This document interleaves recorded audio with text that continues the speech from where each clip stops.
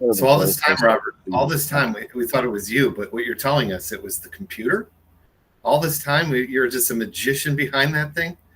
You do more on your phone than I can do on my 5 screens, and then, but you're telling me it's a computer. It's always the computer, man. It's always the computer. It's nothing to do with you. You put me in front of a bad computer, and then I just fail. So it's clearly the computer. You're doing great. All right. It looks like Guitry's the only one that is alive today. It's the only one that's joining us. It's the only one that's everybody else is on a PC. You see, Gately must be on a Mac.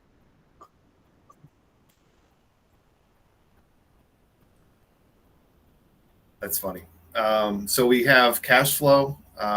She says she rewatched the stream about keyword optimization. What hurts the most? In the sheet, you also had scores for the keywords. How can we find the scores ourselves? So that's at least a question coming in. I don't know if it's a full topic for us, but it's definitely a question we can get to. And then also she wants to talk about maybe cash flow. So putting the flow back in cash flow. Cool. So that sounds like that's going to be the first topic out of the list that we talked about. So we also have, guys, we've got the 2 documents open that we're still on the same link. So if you still have those links, you'll be able to utilize those. Maybe we could find them and just put them into the chat box. I believe, if I'm right in saying, it's plp.works/speeddoc3, and the digit is 3, or speed sheet 3 is the spreadsheet. So yeah, if we look at this, and here we go, we're going to go in for some typing here. I moved on to a doc, so I'm not able to see any chat box or anything like that. So and Emily, so I'm sure you can help me out if we get any queries. Sound like a plan? Sounds great. Super. So if we're looking at cash flow, guys, right? What I'd like you to start thinking about is the real medium, or the real most generic. We talk about generic key phrases quite a lot, but what is cash flow, right? Because I do feel that people get cash flow confused with a number of other things. So just inside the chat box, we're going to get really engaged here today, because that makes a stream go a hell of a lot better. But what do you feel that cash flow is? All right, type that into the chat box for me, and then I'll wait on SO and Emily maybe to shout some bits out, or things that you have typed in. Not sure if anybody's typed anything in just yet, SO, but I'm sure you can let me know when it happens. All right, nobody is typing in anything. So what we're looking, okay, available funds to investment. Available funds to investment. Okay. So available funds to invest. Okay. Thank you for the comment, but no, that is not cash flow, right? That's not cash flow. Because if something is available, right? So what you've got is you've got this in another area. All right. So what we could do is transform this into an investment fund. Okay. That's more like an investment fund. So let's say, for example, if you've got $500 that's sitting in a personal bank account, and you're adding to that by 500 every single month, this thing creates an investment fund, but it would not come into cash flow. All right. Do we have anything else? Yes, we do. We have something from Gatry. She said payments made and coming in from the business. And Ricardo just commented in and out and future predictable transactions. Yes. So that's what cash flow does. Okay. So take that second part there from Ricardo. So cash flow is useful for predicting See, you've started already. Predicting the future balances inside the business bank accounts. Okay. And really the first thing that the guys talked about there were payments in and out. Okay. That is what cash flow is. It's really kind of in the clue of the second part of the name, which is the flow, right? It's the flow of payments in and out. So if we take a list here in terms of ins, right? Give me some examples, guys, inside the chat box about what money is flowing into the business. All right. Now, the money that flows into a business in terms of the description or the type is normally smaller than that flows out. Okay. In most businesses, right? The type of activities that happen to flow money in are a lot less than the activities that flow money out. We got anything as examples of any ins, Emily or Esso? And we have revenues, investments. Okay, so what we got is we got revenues and investments. Now, I would say this is a little vague. Okay, it's correct, but it's a little vague, especially in our business. Is there anything a wee bit more specific there? We do have disbursements from Patricia and no rote loans. Okay, so we're getting a little bit. So we got disbursements. Okay. And we got loans. Okay. Now we're starting to get a little bit more specific. Okay. Because actually, in terms of the flow of payments coming in, remember, revenue does not, in our business, does not come in to the business, right? Because if we look at revenue per se, what happens to the revenue before it arrives? I want answers in there, guys. What happens to revenue before it arrives in the bank account?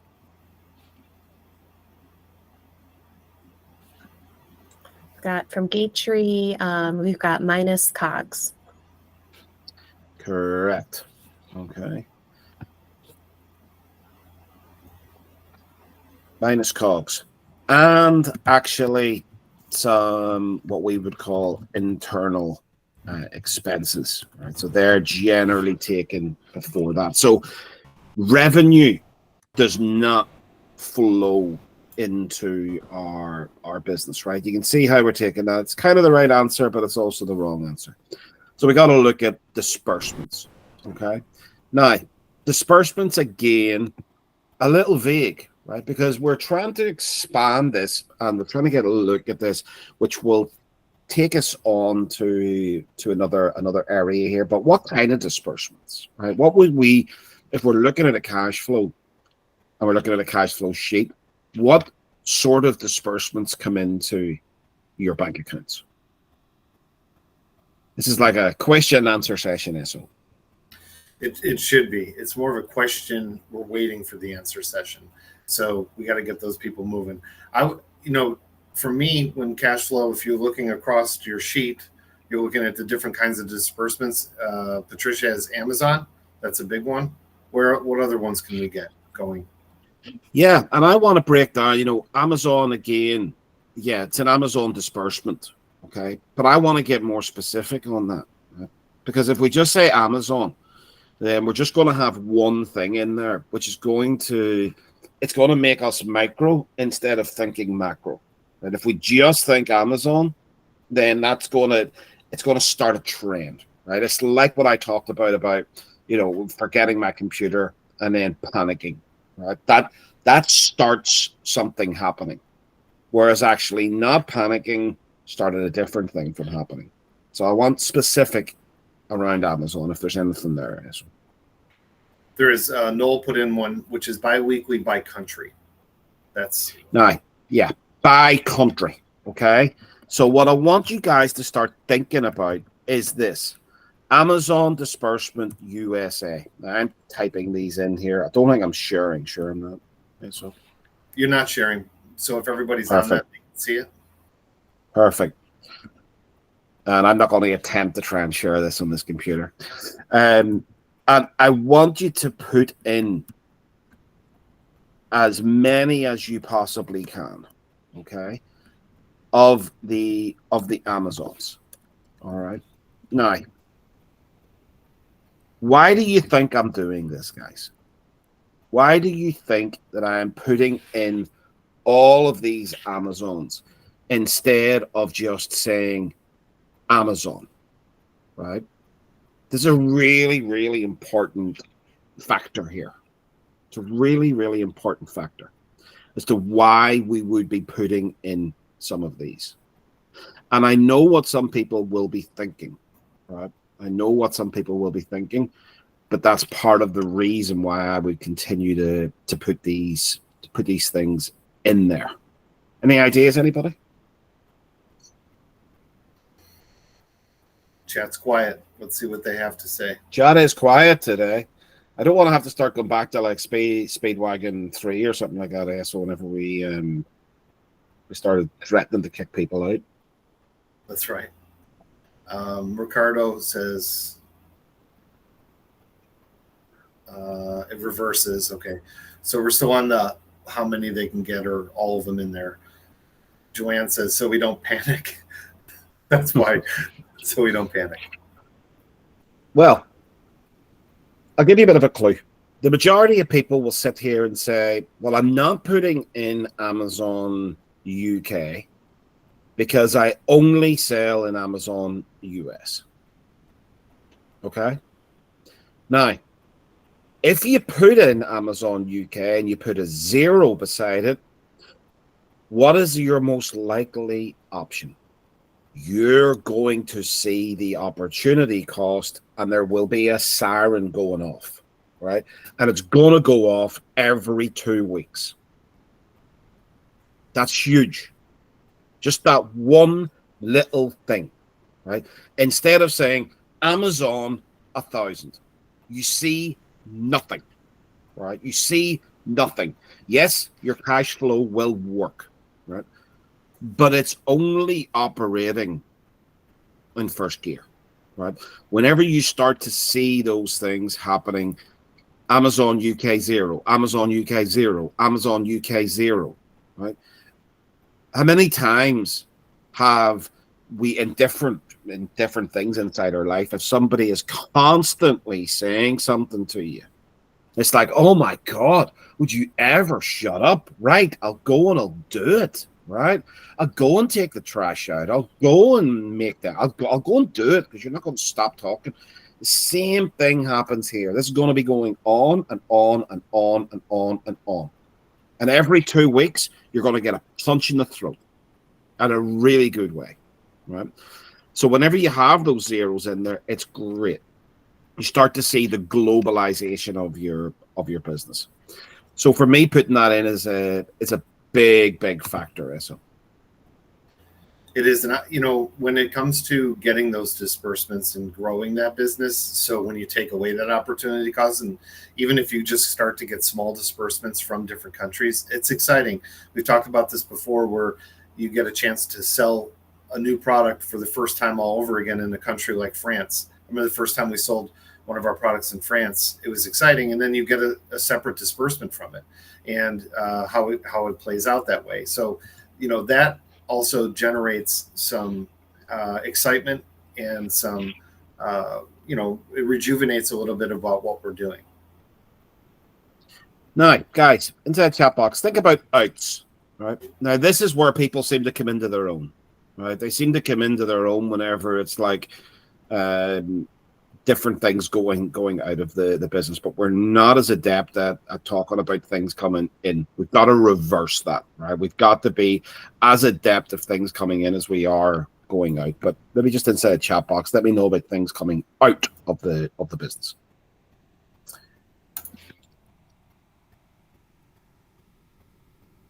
And Robert, while we're waiting for everybody to put things into the chat, because I know everybody's going to do that, this actually reminds me of a great video that you did that I'm going to put into the chat for everybody to watch.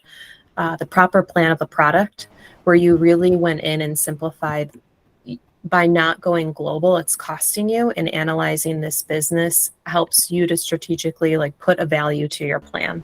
So I couldn't agree more with not going global, like how much it could actually hurt you as well.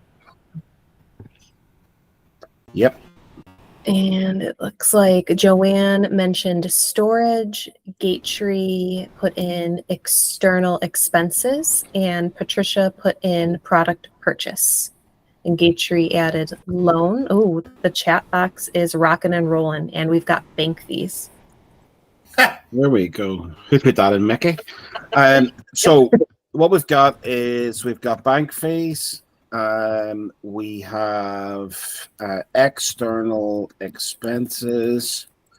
We have storage, a bit of a controversial one. We had loan payments. What else was there? Was that us?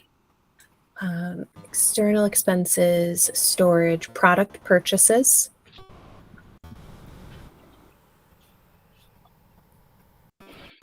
Great. Perfect. Okay, so obviously a bank fee is an external expense. All right.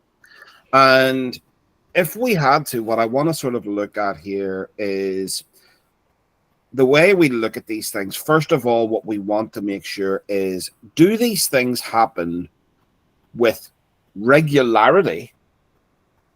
Are they fixed to a degree? Are they variable? Right. So do they happen with regularity, or do they happen ad hoc? And are they fixed, or are they variable? Right. So that's what we should be starting to think about. Right. Now, bank fees are kind of ad hoc, right?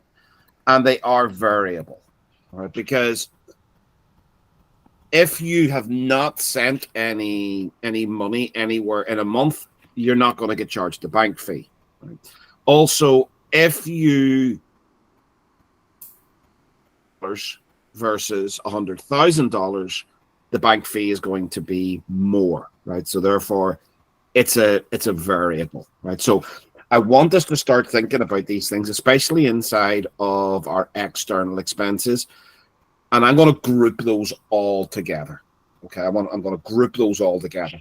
So whenever Kate was talking about external expenses, I'm going to put in your subscriptions, right? Any software that you have, if you have any utilities like internet or electric, or if you rent an office, or if you have accountancy, right? I'm going to call that external expenses.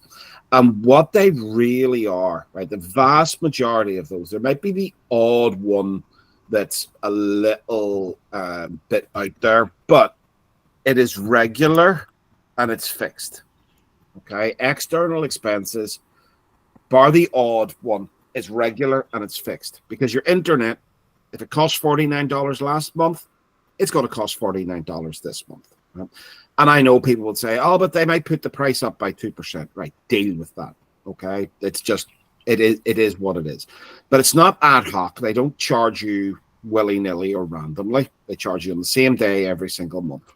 So what's the biggest thing that we know whenever we have something which is fixed or relatively fixed, and not only in terms of fixed value, but also has a fixed period of time? What can we do inside that area? What is it that we can do, guys, for this type of out?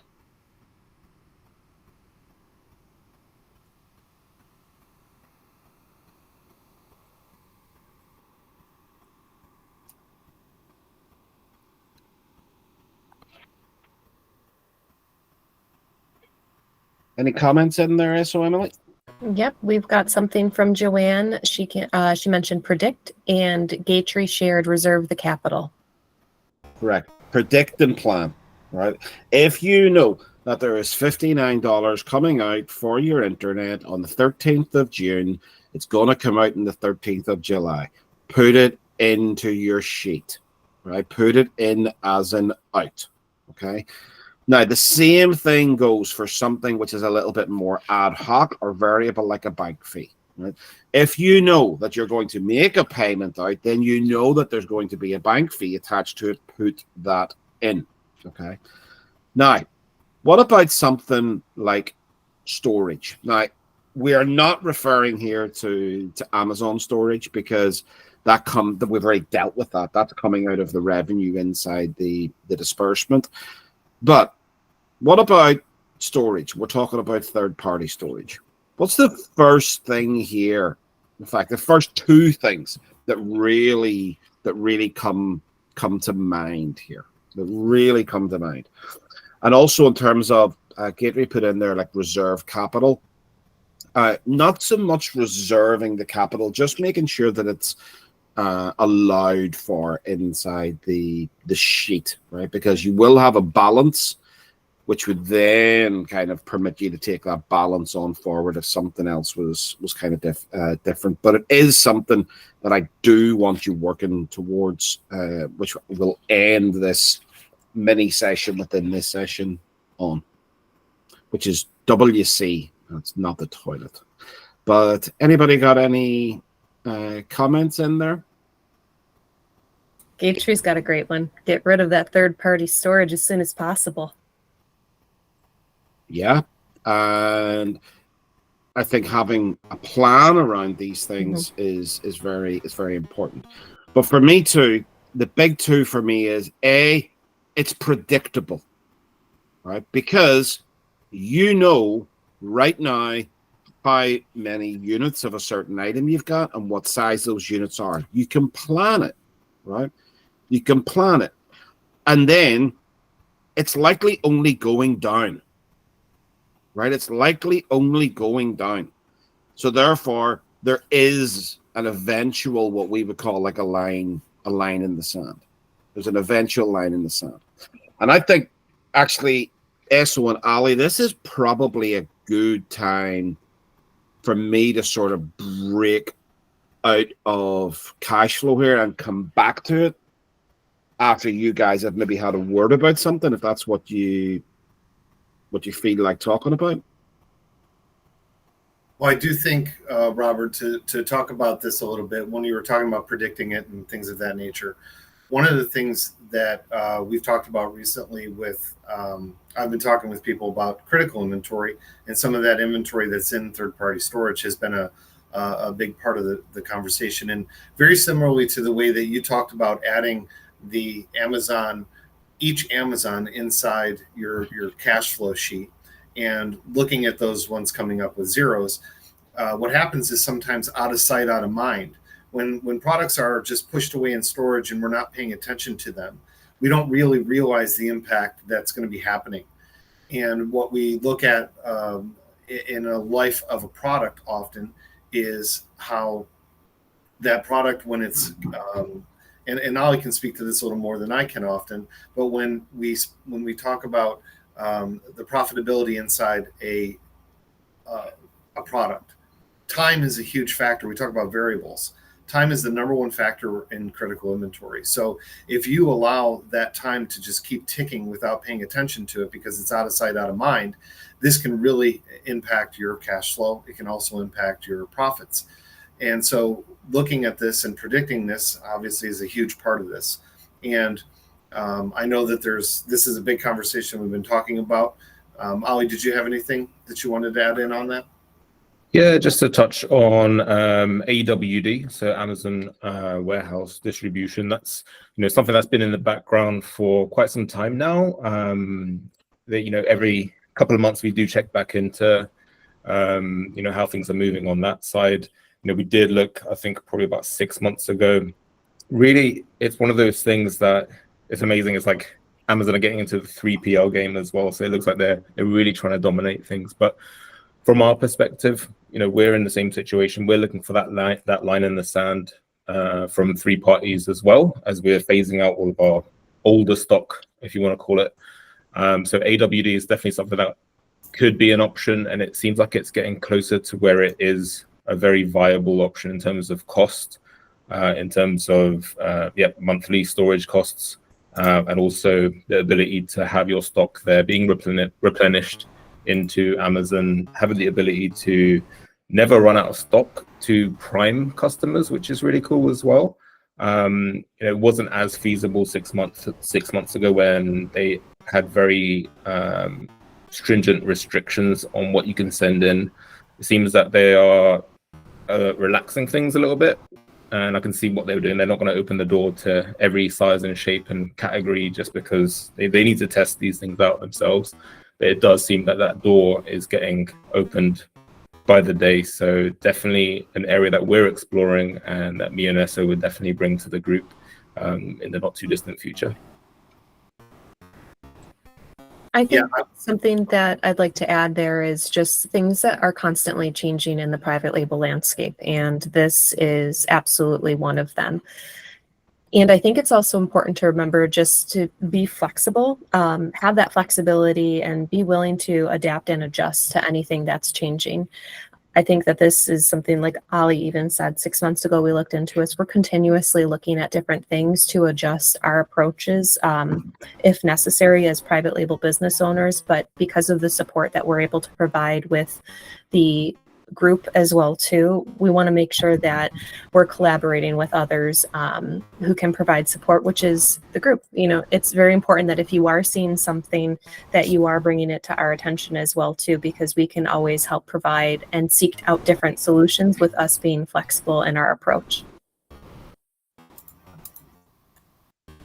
Yeah, I think a big part of adjusting and being flexible through private label is a big part of this, and challenging ourselves with what we can do. I mean, third-party storage is a thing of the past for us when we talk about this. I know for Emily and I, in our portfolio, it is. I know that what we did was we transitioned moving away from third-party because what it was variable.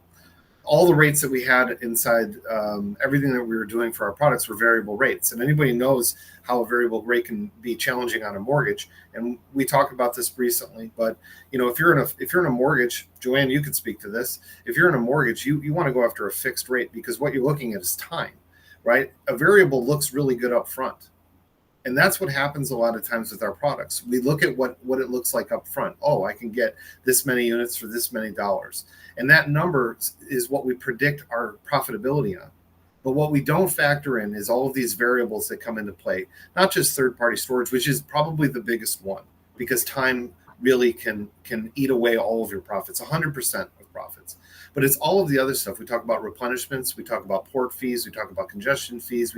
And I know Mickey loves fees. We love talking about fees. And the only way we're allowed to talk about fees is when you guys are here, just so you know. So we're happy to talk about the fees right now. But these are variables that crush you down the road. And so moving away from that as soon as possible is something that Emily and I did. And I know the rest of people that we've spoke to have been trying to do the same thing. AWD is an opportunity along with just sending them into Amazon. Now, obviously, there's some restrictions, and Mickey and Ollie can speak to this a little bit about the timeline, you know, whether it's 0 to 90 or 0 to 181 days, over 181 days. But the idea that Robert was talking about when he said putting those zeros there to talk about opportunity cost, it forces your hand. This is what I saw with our products. We shoved everything we had in. We looked at our capacity levels. We put every single unit that we had. And what it did was it forced our hand to manage our units more aggressively and to manage our units more effectively, meaning we're going to take that, we talked about critical inventory, we're going to take that bad money and move it into good money. And because we put it in our face, and as soon as we shoved it into Amazon, the clock started ticking again. You really only have a period of time before you have to get rid of these products. We think about it sometimes, and this was a really hard concept in critical inventory, which was the profit is gone in some of those products. So it starts with looking at those products and looking at them. Do you have any that are past 12 months old or maybe 18 months old? I've spoke to people recently that had products that were 24 months old. what are you doing with those units? Even if it's 30, 50, or 70 units, can you just get them all inside? And I would propose the question to the group is, who has third-party storage that they're sitting on old products or old units that they have? Could you look at these units? Could you take a real inventory on what they are, and could you find space? Now, there are some be careful moments. I'm sure Mickey and Ollie can speak to maybe a little bit of what we should be cautious about. But the idea would be utilize AWD, utilize getting it all into your capacity, whether it's a large capacity or I think because AWD might only be standard size capacity, if I'm correct. They're nodding at me. That's correct. But I would definitely take a look at these things, and I would look at the difference in cost per cubic foot. Now, I'm not the mathematician that Robert is on this stuff, but if you just use an averages of about 35 cubic feet, and Mickey can probably talk about this a little bit better, and you multiply that by how many cubic meters you have, you can start to generate how much it's costing you a month. And then you can talk about how much savings you could have from a third-party storage, where you might be paying Mickey's favorite word, which is extortionate fees compared to what you would be paying inside some of the other Amazon areas. Do either of you guys, Mickey or Ollie, have anything you want to mention on those? And if not, then I'm just throwing you on the spot. It's fine. Yeah, I can talk about this. As you said, I love the word extortion. And whenever I started using it, I only associated the word extortion with the storage that we were paying at the time. And I felt like I needed to do something. And the only way for myself and Ali, to decrease the storage was by sending as much stock as we possibly could at the time to Amazon. We had a capacity monitor on, so I couldn't just send in every single unit that we had. So every week I've targeted myself. I gave myself a target that every week I am going to reduce the storage by around $50 every single week by sending in how many units Amazon was allowing me to send that week. And I can tell you that from 2,500 USD that we are paying in the US only, I'm not talking about Canada, Australia, or UK, I'm only talking about the US. We've managed to reduce it down, and we are around 700. And I'm still targeting Ali to go into Amazon and adding coupons and, I don't know, reducing the prices on products that they are a bit slower. Just because whenever I done the numbers, when we were looking at it, I thought, okay, so this product is barely covering its own storage, never mind making profit. So those things are the things that I was looking at.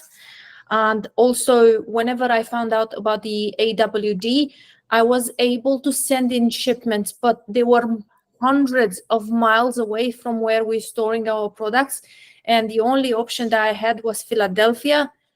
And it didn't make financial sense at that time for me to send that product that I wanted to send into the Amazon distribution center. Now, saying that, when I looked at it on Friday, if you have done replenishments last week or the week before, or from the beginning of April, you would have noticed there is a placement fee in place. Now, the placement fee, if you have your product stored at Amazon in the distribution center, that fee doesn't come into play whenever they are sending the stock, whatever it needs to be sent. So those things, I still haven't fully dived in, and I don't understand it 100%. I know Mike is on the call right now with us. He did send me a document, and me and him tried to send his products from China directly to a distribution center, and we couldn't because they have very, very, very strict rules when it comes to receiving the products. They had to be packed on a pallet, and the pallet needed to be a certain weight and a certain height, and the freight forwarder needed to book in with Amazon for a time and a date when those pallets were able to be received by them. So that's one thing that I'm still working on it behind the scenes. Whenever I do have an option, I will share with the group. At the moment, I couldn't force our freight forwarder to put in pallets in containers. If putting pallets on a container increases the shipping, because it takes a lot of space in a container. So they didn't want to do that. However, I'm still looking into finding a way of maybe working with a different freight forwarder in the US that they could facilitate the pallets for us. So that's all happening and is all work in progress. Yeah, that's really good, Nikki. I appreciate that. I was sharing a screen. I'm going to throw it back up there again. This is basically it's from Amazon. How to register. Registration is open, it looks like, and you can get in there and you can explore this. So if you're looking for a link or where to start exploring AWD, this is where you would want to go to. And to read about it and to go through some of the information about it. Of course, Amazon's structure for us really is something that we want to lean into all the time. When we talk about this all the time, their whole system is set up for one-click purchasing. So staying in stock is number one huge part for them. We whenever we're looking at products, whenever we're reviewing products for new product selections, I always look at the Keepa, and we always look, and almost every time the competitor runs out of stock at some point. This is a huge advantage that we have if we just stay in stock, and if we utilize all one and we utilize our replenishments the way we can, it's an opportunity for us to really move through the Amazon and stay competitive above everyone else. When they're running out of stock, we stay in stock. Amazon's gonna that's gonna influence the way where Amazon puts you with their on their screens and on their sheets that they do. So I think it's a huge part of it. And when it comes to eliminating some of those costs, we talk about cash flow. Geetra, I think you said it, I think it was the first thing. If we want to affect our cash flow, is to remove the idea of third-party storage from our cash flow in general. And if that's the case, then having a plan to do so, utilizing the tools. And if you have any more questions about it and you want to get into it further, you can, of course, ask us. I'm happy to entertain these conversations or even have a critical inventory conversation with you. I have them all the time. Emily knows that I do. I get on calls with people and I speak with them all the time about it. So if this is a topic, I would say, as we're wrapping up this little mini area, this would be something, if you want to take offline, you want to contact me about it, reach out to me either through Circle or through email, and I'm happy to jump on a call with you and maybe make a plan for this. Every person should have a plan to remove this extra cost. It's a variable that is crushing us, and the new way of doing things, which we're doing at Private Label People, is a very fixed rate type of system. And the idea of cash flow, I think we would want to be putting every single part that we can to be fixed in every aspect of, very similar to your Wi-Fi. That's a fixed bill. Joanne said you can predict it. It's the same thing with everything else that we're doing. If you can predict the cost of it, you can plan for it. And I think that this will be a big part moving forward. Does anybody else have any comments in the chat that we missed, Emily, before we move on to the next topic? Sorry, just had to turn off my air conditioning. It's a little hot in Buffalo. No, but I just have to say that there was a ton of engagement around this topic. It seems like this is something that really related to everybody. There were a lot of people that were interested in learning more. There's even some of our partners like Ricardo going to online meetings to learn more about this. Mike is throwing some things into the chat as well too. So it's great to be able to see this level of engagement. It definitely tells us something as well. And as we continue to learn more as a group, don't hesitate to put this in the new space in Circle, what I learned, so that way we can all be able to learn and grow together on this topic. I think too, it's one of those things that it really does come into cash flow. For me, it sort of more comes into profit and loss. Right? We've talked about this at length, and a number of months ago, we talked about going to war on expenses. Well, that's one of the things that's in the expenses line, but it's also every other expense, because we remember, right? And it's this phraseology that we've got to remember, that whenever you make an expense and a cut in an expense, or a saving inside expense, that number goes to the bottom line, right? And I want you thinking about this. The bottom line is where you hang out, right? That's where you hang out in the profit and loss. So therefore, if you want your number to increase, right, you are net profit. That's your new name, right? You are net profit. So therefore, if you want your number to go up that you get out of the business, then there's a few things that you can do inside your profit and loss. One of them is to reduce your expenses. Now, expenses can only reduce down to a certain amount, right? You cannot bring them to zero, okay? You also, when you get them down low, you can't keep cutting them, right? They can't go into the negative, right? But that's whenever we start to shift to the other areas inside the profit and loss. But for this conversation, make sure that we're keeping an eye on our expenses and doing absolutely everything that it may be. And even sometimes, whenever that is, actually putting some money out to save some money, right? Sounds a bit weird, right? But there are certain things. It's like, is there something that you're going to definitely use for the next 1 year?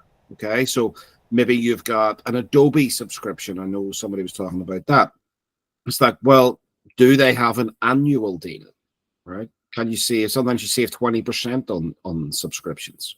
Okay, that's putting a little bit out, but you know that you're going to be using it, so therefore there's actually a saving that's going to go to the bottom line.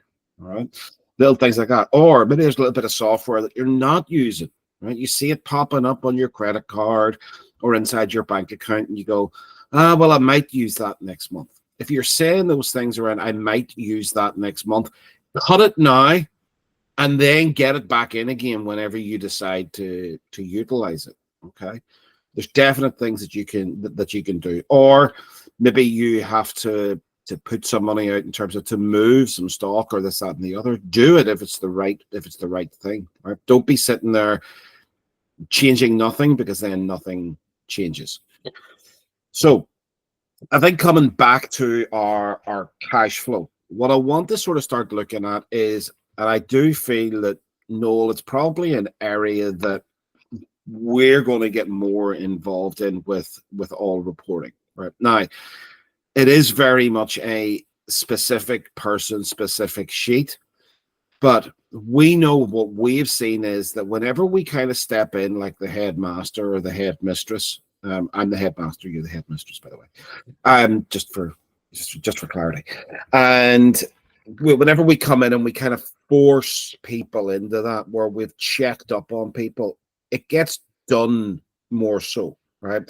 And then we can start to see, maybe just like absolutely. We're going to get a strike off Google here in a second. We'll probably have to send a new link out. But whenever we've kind of done that, we've forced people to tell us where they feel they're making errors, or force them to tell us where there is a lack of knowledge. That certainly helped. I know you've seen that in a number of different areas, and it's probably something that we should be potentially looking at for something like this. Yeah, no, you're totally right. Asking people their thoughts on stock or expenses filings, or more recently, the last 2 to 3 weeks, we sort of focused in on the profit and loss. And I think that's brought out a lot of discussion and a lot of understanding, which we go over and over and over again. So it's like, what are the 5 parts to a P&L? I think most people on the call now could rhyme those out without getting a sweat on. But that's because we've done that. We've asked the questions, we've asked people to come back, and regardless of what the answer is, there's no wrong answers, because it's all about learning what are the right answers, even with cash flow, like we've just done. And as you say, that's what we're, over the next sort of you and I is going to sit down over the next 2 to 3 months, I'm going to say, but really, really engage with people on all of the different topics to get that understanding and those levels up into the mastery.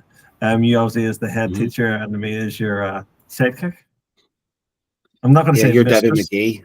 No, you're Debbie McGee. Good reference there for anybody of a certain age inside the UK. Nobody else will get that.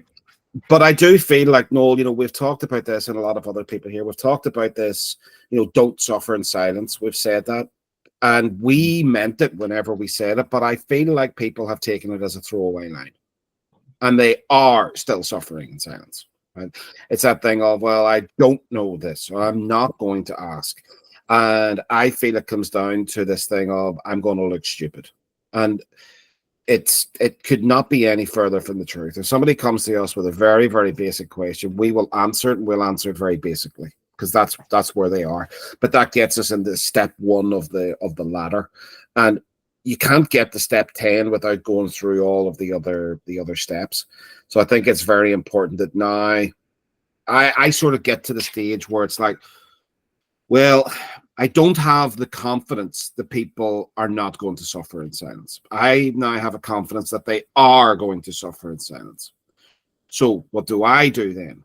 Well, I don't say out of sight, out of mind, which we've said again. The things that hark back here the whole way right through are exactly the same. So now what I'm going to go into is I'm going to go into the reports with you, and we're going to see what's happening, right? And we're not going to call anybody out publicly, but we are going to call them out privately, right? There's no doubt about that. And we're going to get them to explain to us, because also we understand that sometimes people don't know what they don't know. Okay, so therefore, you mentioned that it's like the 5 lines of P&L, right? We got that maybe they don't know what they don't know around that. So we went basic to start with, and we got people repeating. And now, as you said, common knowledge. And it's common knowledge because of that. People turned up, they listened, they engaged inside a chat box, and they now have that. So that's definitely an area where we're going to be digging into to see, A, are you doing the damn thing? Right? B, are you looking at it? And C, do you understand it? Right? So, and as much as we can across the board. Yeah, we're gonna hunt you down. Going to bed last night, I watched for the millionth time Taken with Liam Neeson. So it's that old bit where he's on the phone with the person who's just taken his daughter. I have a particular set of skills, and we will find you. And we will that's, kill you. Yeah. Well, I wasn't going to add that bit on, but but I think too, it's like people will then sort of question, why are we doing it? And I alluded to it in the post the other day, and it's because there's a connection here, and the connection is inside success. If you don't have it, then we don't have it. Right? It's as simple as that. Right? So this, if you really want to get right down to it, it is a selfish act. I've said this over and over and over again. Right? So these things that we're doing, that on the face of things look selfless, and then to a degree they are selfish. Let's get that straight from the get-go, right? They are a selfish act that we are going to be doing to go hunt all of these different things down and make sure that you understand them, and you get that money moving to the bottom line. So I would ask every single person here today just to give me a quick yes or no. Are you running a cash flow sheet? Y for yes, N for no, or M for I am, but it's a mess, right? I don't really know what I'm doing. I've got one. I kind of look at it now and again, all of these different things, right? Just let me know with an N or a Y. Mickey's is just filled with bank fees, just bank fees, bank fees, bank fees, bank fees. They're highlighted. I was actually just looking at mine. Bold. And some other things in there that I should add the next with extortion.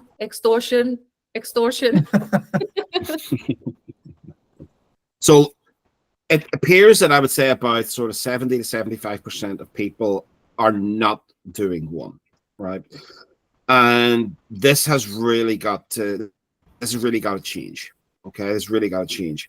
So for every single person that is not doing one, I know ESO that we shared a simple sheet in one of the Speedwagons. Could somebody from the team go to the main Speedwagon sheet? Oh, you've got it. Perfect.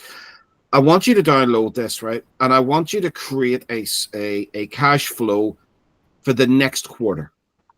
Okay? Quarter 3, because we're coming up to the end of a 12-week year, and you can put into your 12-week year that's coming up that I am going to start a cash flow. That's it, right?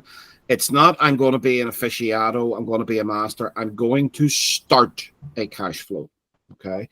And start with the simple things, right? You guys love the outs. Start with the outs. That's absolutely fine. Do you have a mobile phone bill? Do you have an internet bill? Do you have Adobe? Do you have Xero, right? When do they come out? What day of the month? Because if it comes out on the 13th of June, it's coming out on the 13th of July, all right? And how much is that, right? And on this sheet, put everything into your primary currency, all right? So if you're paying for Adobe, let's say $50, but you operate in GBP, you don't pay $50 anymore for Adobe. You pay £38. Okay, so just turn it around into your primary currency. Same thing goes with your ins. All right, just start plotting them out. And once you have done this, of course, if you've got any problems, just ask us inside the group. But we're going to bring this into an all reporting call, because this is reporting, right? This is also planning, but this touches a number of areas. And at the end of the day, if money is important, then money is important. Okay, cash is important to you, then cash should be important to the plan of the business here. Because if we can't see this, then we're just operating blind, right? Every day we're blind, and that's not good, right? We want to be able to see when two things, right? The biggest thing that we see inside cash flow is either a deficit or a surplus. That's what we're looking to see, okay? Where is the deficit? When is the deficit? And how much is the deficit, right? And the deficit has got to be covered by the sugar daddy or sugar mummy of the company. That's you, my friends, okay? Now, a surplus, right? At a surplus point, you can either bring back the DLA that you made to the company, or you could reinvest, right? Also, then we can take it on a step further as to when you're going to invest in a new product. When a product starts running out, you're going to have to do a reorder, things like that. But let's keep it basic for now. 12 weeks inside this quarter, we just want the outs and we want the ins and your understanding of the cash flow. So I think that neatly brings cash flow to an end. So I know we also moved into one area of expenses there with a little bit more that we'll talk about more and more as we go on. But I think it brings it to a nice little end with a bit of homework. And anybody that is running a cash flow, they don't need to do that homework, but the homework for them, I would challenge them to say, what is it you don't understand about cash flow? Or showing us your cash flow and we can take it to the next level up for you in terms of its intricacy. Yeah, and if you guys are downloading this and using this, it's very simple. All you have to do is change the date right here for your start. If you go to the bank balance at the beginning, put in your bank balance. I know you guys are heavy rollers, so probably somewhere around 25,000 in your bank account. It'll just start to add and subtract. If you need to add columns, just look at the formulas and add columns. It's pretty simple. Even I can do it.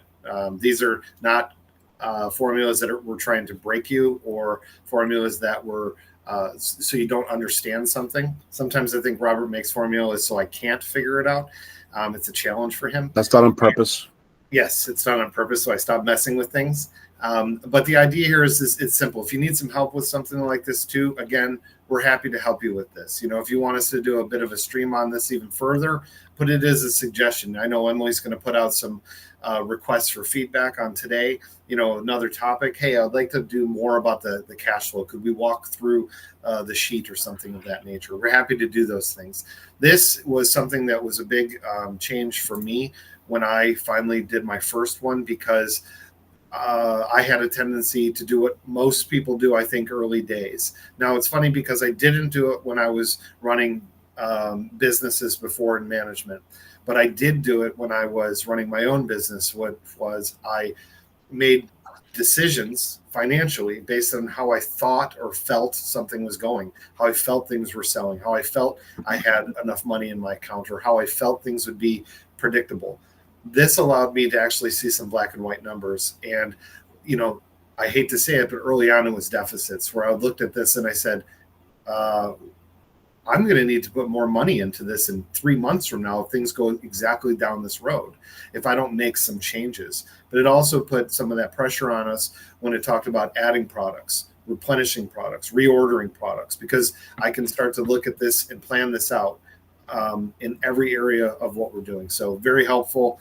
And if you want us to speak about it some more, we'll put some feedback out there. I'm sure Emily will get a form out to everybody. Yes, absolutely. Yeah. I will be getting a form out. And the other thing too is I have everybody written down who has done it and who has not. So Mickey and Mike, you are safe from me.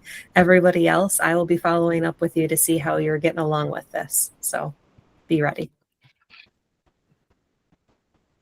I do also have something that I would like to add, and I feel like that what helped me at the beginning whenever we started the cash flow.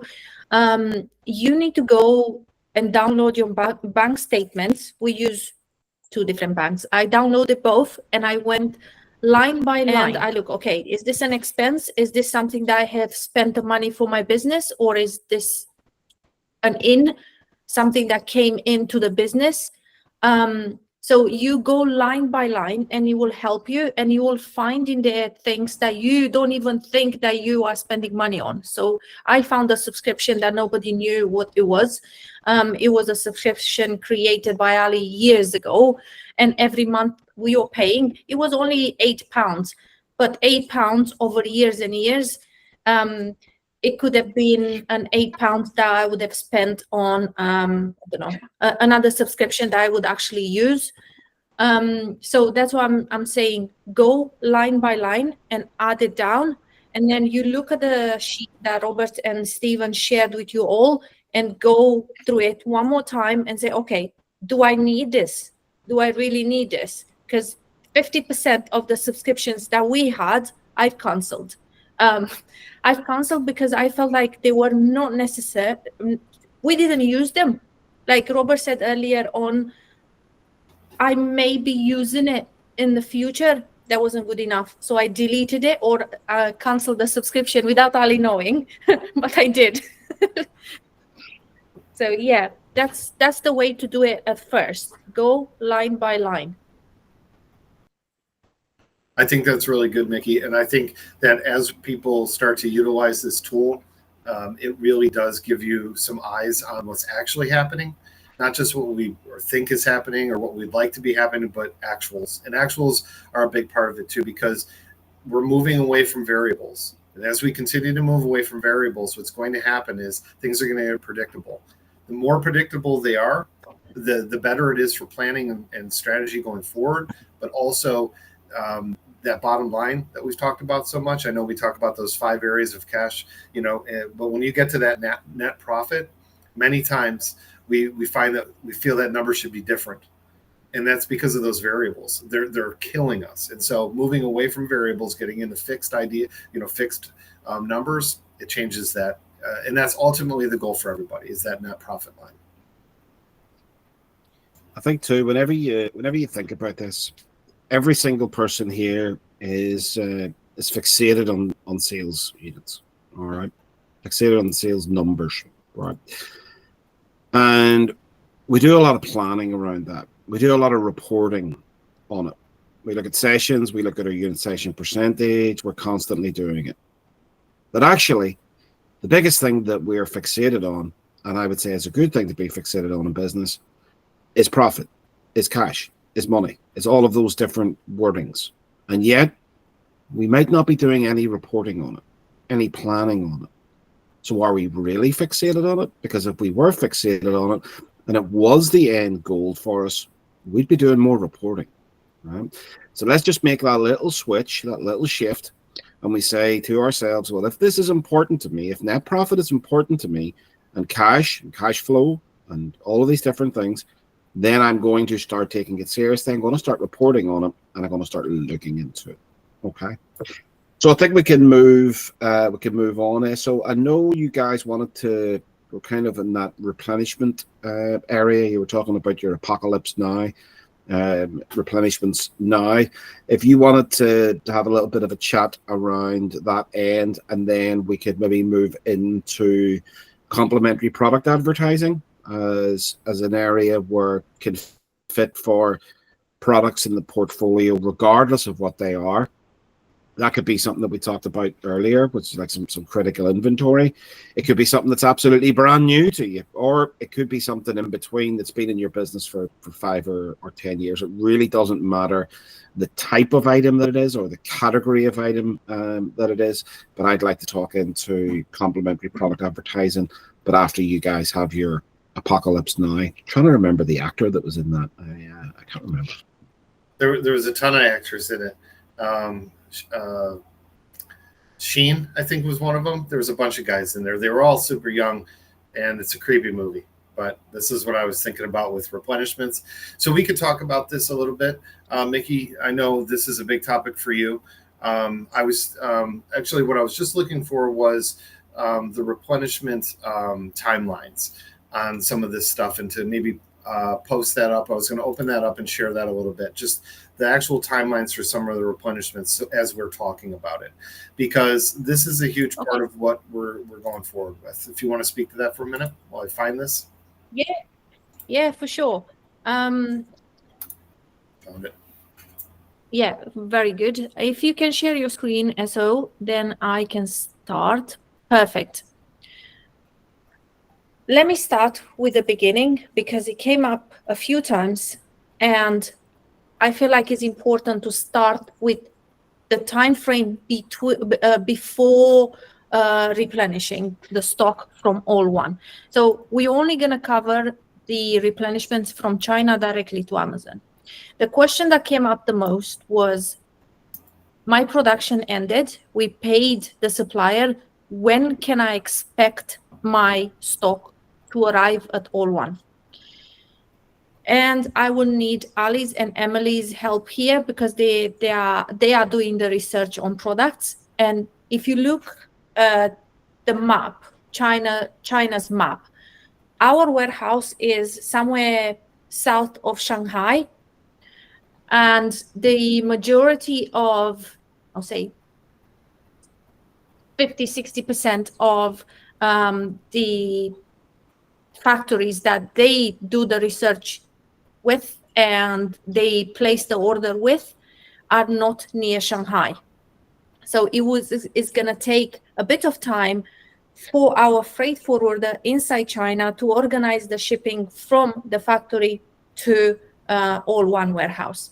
Now, to give you a time frame, I haven't seen a product taking longer than 10 days to arrive at all one. So once you paid the balance, the movement of goods happens, but it's slow. Ali and I have been to China, and I can tell you now, it's a mad world out there. It's so busy, and it takes a bit of time for the freight forwarder to find the best route that they can take, and obviously save money as well. Inland shipping is something that is covered by the trade price of a product, and it doesn't get mentioned. But whenever Ali and Emily are doing the research on a product, that inland shipping fee is always there, and it covers the shipping from the factory to our All One warehouse. What happens when the product arrives at All One?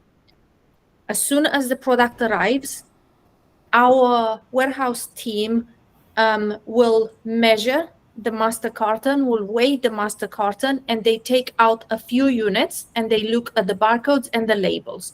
And they look for any sign of damage to the product, or if the polybags are, if it's a polybagged product, if they are too loose, they know that they're going to have to tape it down to make the FBA fee smaller. If we leave the bags and they are loose, they know that that increases the fee that you would pay Amazon. So that's all done by our team. And it doesn't get mentioned because I instantly tell them if I see that the bag is loose, I always tell them, make sure that it's taped down, make sure that it's taped down. So they know that and they're doing it as soon as he arrived and with no extra cost to you. How do you get notified? You get notified in an email where you would find your master carton weight, the number of units per carton, and the carton DIMS. Now, if you remember a few months ago, Robert and I done a stream and Ricardo asked if it would be possible for the centimeters to be converted to inches. And Robert's done that. You would find the file inside your files and folder, and you would see the product in there. So 3 places you would know from an email that the product has been received. Inside your files and folders, you would see the product with the number of units per carton, the weight in centimeters and in inches, and did I say the weight? The DIMS. I should have said the DIMS in centimeters and inches, and the weight in kilograms. And also inside Monday, I would notify you by sending you a message and changing the status of the product of received by All One. Did you guys want to add anything, Ali? SO? No? Okay, then yeah, just to touch on the team. I know that you mentioned the team. I just want to kind of reiterate. I know that me and SO spoke at this at length on one of the All One streams. You know, the guys that work there are all they're product people. You know, we work with product people. They can spot when there's an issue that's going to be an issue in terms of Amazon's TOS. So they know exactly what they're looking for. They're going to know if a master carton is over a certain size, if it's over 63 centimeters on one side, that the box is going to have to be repackaged. So they know all of that stuff. They've been trained, they're well versed in all of those bits as well. I know we don't really talk about all of the goings on behind the scenes, but you know, a lot of people in the past, and we've done it before, we've paid for companies to come in and do a full inspection of the products before they're sent out. You know, this is already included at All One. They inspect any issues, any damaged cartons. They do a full vet of all of the units before anything is sent out as well. So I just wanted to mention that. Yeah, thank you, Ali. I know that whenever we went there and we started to get to know our team, they shocked me by saying they actually sold products themselves in Amazon ages and ages ago. And I was like, what? You were a seller before we weren't even thinking to selling product on Amazon. I see a question from Joanne. Could you clarify on Monday, are all dimensions in centimeters and weight in kilograms? Yes, Joanne. Inside Monday, they are in centimeters and in kilograms. Inside your file and folder, I can't remember your file number, but I will look and I will tell you where to find the exact product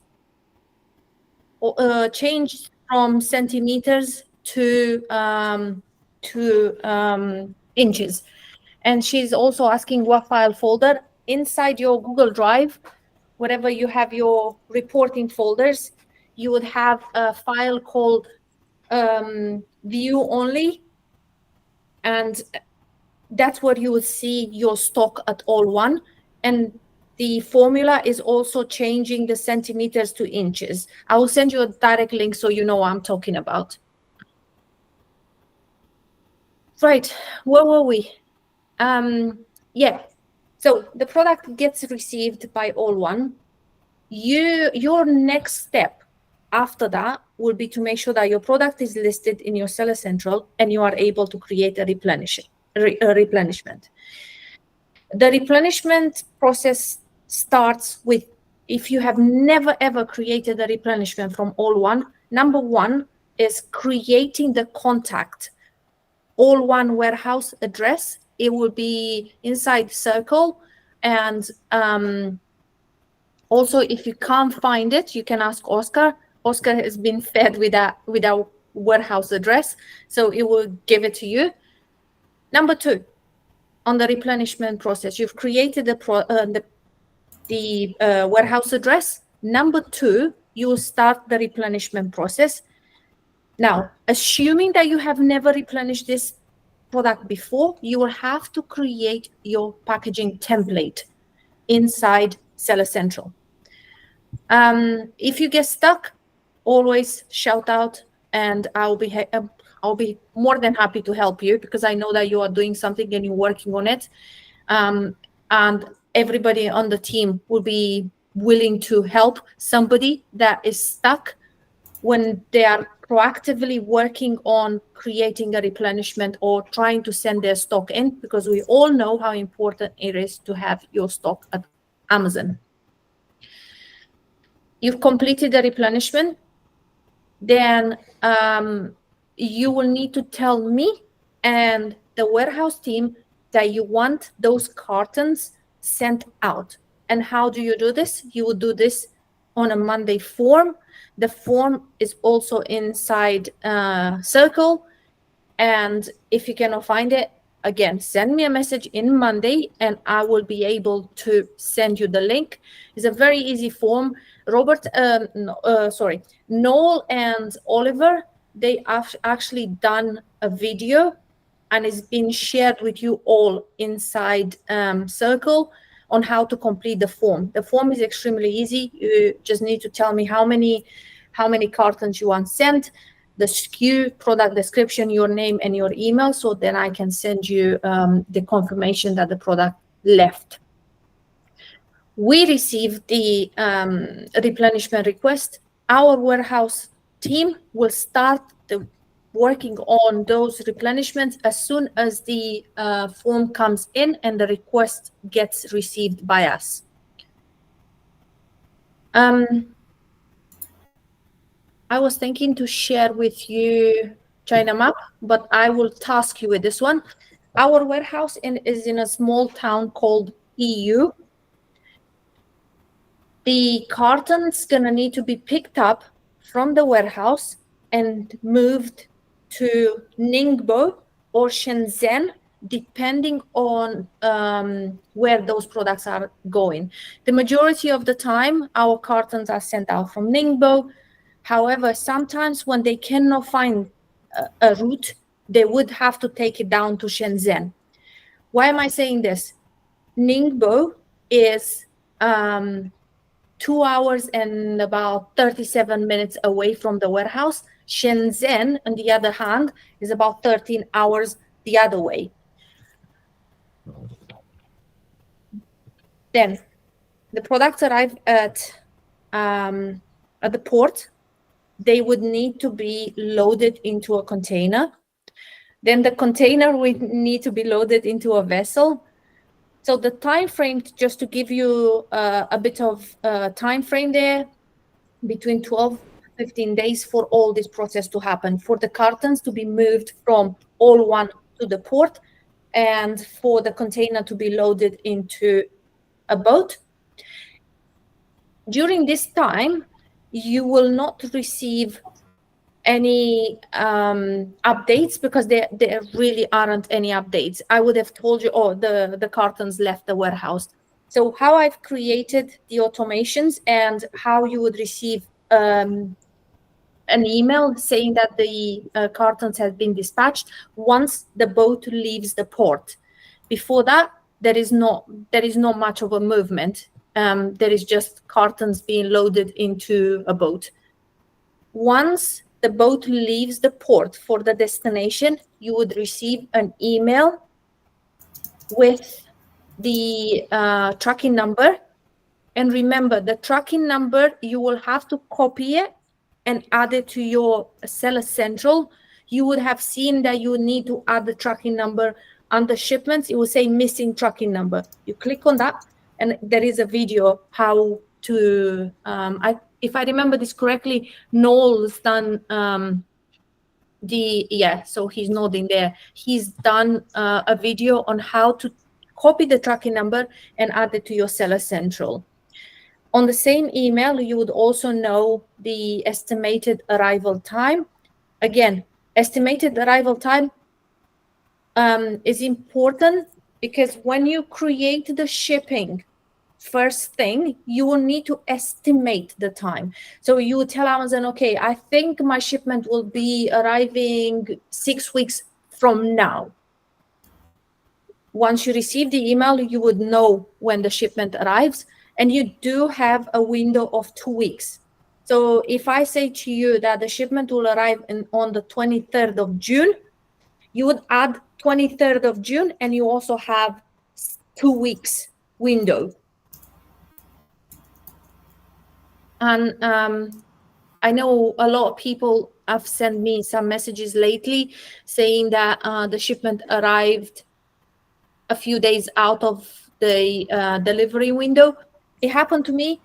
It happened to other people. I haven't seen anything. Like, genuinely, I didn't receive anything else from Amazon except that they told me that the shipment arrives outside the window. So if that happens, don't panic. It's all good. They just notify you that happened. So Ali? You know what, Nikki? While I was changing the screens up a little bit while we were chatting, we put together. I know you had this uploaded. So what we did was we put the timelines inside Circle, and what we did was under all services in Circle. If you go into all services under all inclusive, if you want to click into all one replenishments, all the videos that we offer about all one are right here now. They're basically titled based on what you're looking for. So when you were mentioning the one that Noel had done, the one that you had done, they're all right here for everybody. So anybody that's struggling to get a little information of where is the how do I edit the window? How do I complete the form? All of that information, including the form, is right here now. So this will just help you. It's kind of a one-stop shop here where you can get all that information. So what I would say is very similar to what we ask here is go here, watch these videos, go through them a couple times. We like when people go through things a couple times. We know you're paying attention. And if you have any questions, maybe start with going to the group. I know Emily can speak to this a little bit about going to the group first. This is a great place to start. And then, like Mickey said, of course, we're here to help you if you're stuck in some place. But a lot of these questions have already been answered inside Ask the Group. So that's a great place. It's not just a place to ask questions, but it's a great place to gather some information that's already been asked. Yeah, and there is no shame in asking a question. If you don't know, you don't know. And at first, whenever I've done my first replenishment from all one, I was like verifying and checking it and making sure that I've added everything that needed to be added. And it seemed like a daunting process before you get on with it. It starts it seems like it's very long and very winded and very like, oh my God, have I done it correct? But once you get the hang of it, it's actually not that bad and it's easy. And remember why you're doing this. And I always had to remind this to myself. I am doing this because I am saving my business some money. And not only that, I know that those cartons will arrive at Amazon faster than sending it to a third-party warehouse. Yeah, and what I know when we were talking about this, when I was goofing around with the name of replenishments now, it was this idea. There is a reason. Fundamentally, if you're moving to all one, you're changing your business, right? You're changing it, moving from the variable rates that we often see with third-party storage and all of the fees that come along with it, where every chance you have a fee, every port, it seems like every turn there's another fee. Obviously, that's a huge change. But a fundamental change that really happens here is that because we're shipping directly from China into Amazon, that you have to plan ahead. So your replenishments, I think I'm not sure if anybody here on this call would have been guilty of this, but that idea like, oh my God, I have to replenish this. I haven't done that. I forgot to look. And then immediately run over and then replenish something quickly. Not that this is happening to anybody here. I know it's not. But with that said, it would be a good idea to have a plan for this, looking at these dates, looking at these times, that if you're getting into a 45-day window, that you have to plan the numbers. What does that look like based on your carton count? All of these things can be found in Monday, and what you're looking for would be there inside Monday on your board. So knowing how many units per carton per product, planning those out. Do I need to send? You're going to be replenishing more units than you normally would be early days until you get into a regular, consistent replenishment velocity. So if your initial replenishment needs to cover that 45 days plus additional time of selling, based on your run rate of how you're teaming up with Noel on this might be a good area for all reporting when it comes to how many am I selling in a term. Basing that on what I need to push into Amazon and looking at. And sometimes this is 6 or 8 cartons, depending on the initial replenishment, which is probably more than you might be sending initially in the past because of the timeline. However, once you get into that velocity and once you get into a regular happenings of this, you're really going to be able to dial this in. I really look forward to how these dials get adjusted and how we start to get to that sweet spot. Everybody's going to have a sweet spot with their products once they start, once they dial in all the tech. You dial in your PPC, you dial in your all reporting. All of these things come together. When we talk about having a plan, that you need to have a plan for your products, this is us having a plan for your products.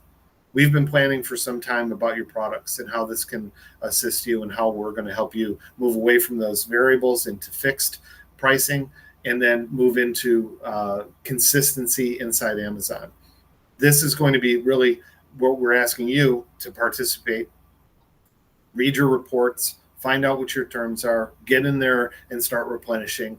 That's where the replenishment now comes to the place. If you have some questions specifically about replenishments that you can't get from the videos that are inside Circle, if you can't get the answers inside Ask the Group, and you do have some questions about a strategy about replenishments, I'm again happy to jump on a call and talk with you. And I know Noel would be happy to jump on a call when it comes to strategizing, like, hey, I feel like I'm running out of stock, or hey, I don't know if I have too much. These aren't long calls, and we're happy to have some of these with you. I think, Mickey, if you don't have anything else, does that wrap up our replenishments now, or apocalyptic? I do have 2 more things. And number one, I would like to address a question from Ricardo about Japan's replenishment. So that route is a very, very new route for our freight forwarder. And I had discussions almost every day with them about Japan. And the Japanese authorities, they need to you pay your taxes up front, not like you would with the US, not like you would with the UK. So you have to send them a notification that you want to send those products to Japan. And then they look at that notification, they look at the products, they look at the HS codes, and they would provide you with an import code. Once you pay whatever tax you need to pay, we would cover the taxes on your behalf. But that's not the main point. The main point is that we have to wait for the government, Japanese government, to issue the import entry number. Once you have that number, you will be able to move the stock into Japan. That's why it's taking a bit of time, and we're trying to speed up as much as possible, but we are waiting for them. Once I figure out, or there may be another way, I still haven't figured out. It's brand new for me, and I have never sent stock to Japan before, but I am working on that, Ricardo. And the number 2 that I wanted to address, I think it was a question from Lucia. Yes, and then I can see that Robert already answered her. Yes, I would say, like Robert said, don't plan from the end of production, plan from the beginning of production. But you are kind of right where you're going with your numbers, because your brain is Romanian, my brain is Romanian. I know where you're coming from. And you are looking for how long it would take for your stock to arrive, and when you're going to be starting to selling, when you would start to sell that product. So yeah, I would say the numbers are right in both cases, Lucia's case and also Robert. Robert is taking into consideration production times, and Lucia is not taking into consideration production time. Is there anything that I missed? I want to make sure that I've covered everything before we move on to the next topic. I think you were able to get almost everything, which was great. Ricardo did have more of like a question/comment, which maybe you might be able to provide some insight on, is I don't think I was able to change the delivery date for Australia. Did you? Do you have any insight on this? Yes. So whenever we started sending stock to Australia, Ali and I were probably the first one sending stock from China to Australia. We were able to provide Amazon with an estimated arrival date. Now, on the last 2 replenishments that I done, there is no delivery window there. So I think they just removed that completely, and it's not there, Ricardo. So if you go back into your replenishment and you look at under shipments, there is no delivery window that you should see. Well, in my case, I haven't seen it. It's not there anymore. Yeah, so yeah, I was panicking at first, and I'll be honest. I thought that I chose the correct address, and I was like, where is the delivery window? And I looked, and it wasn't there.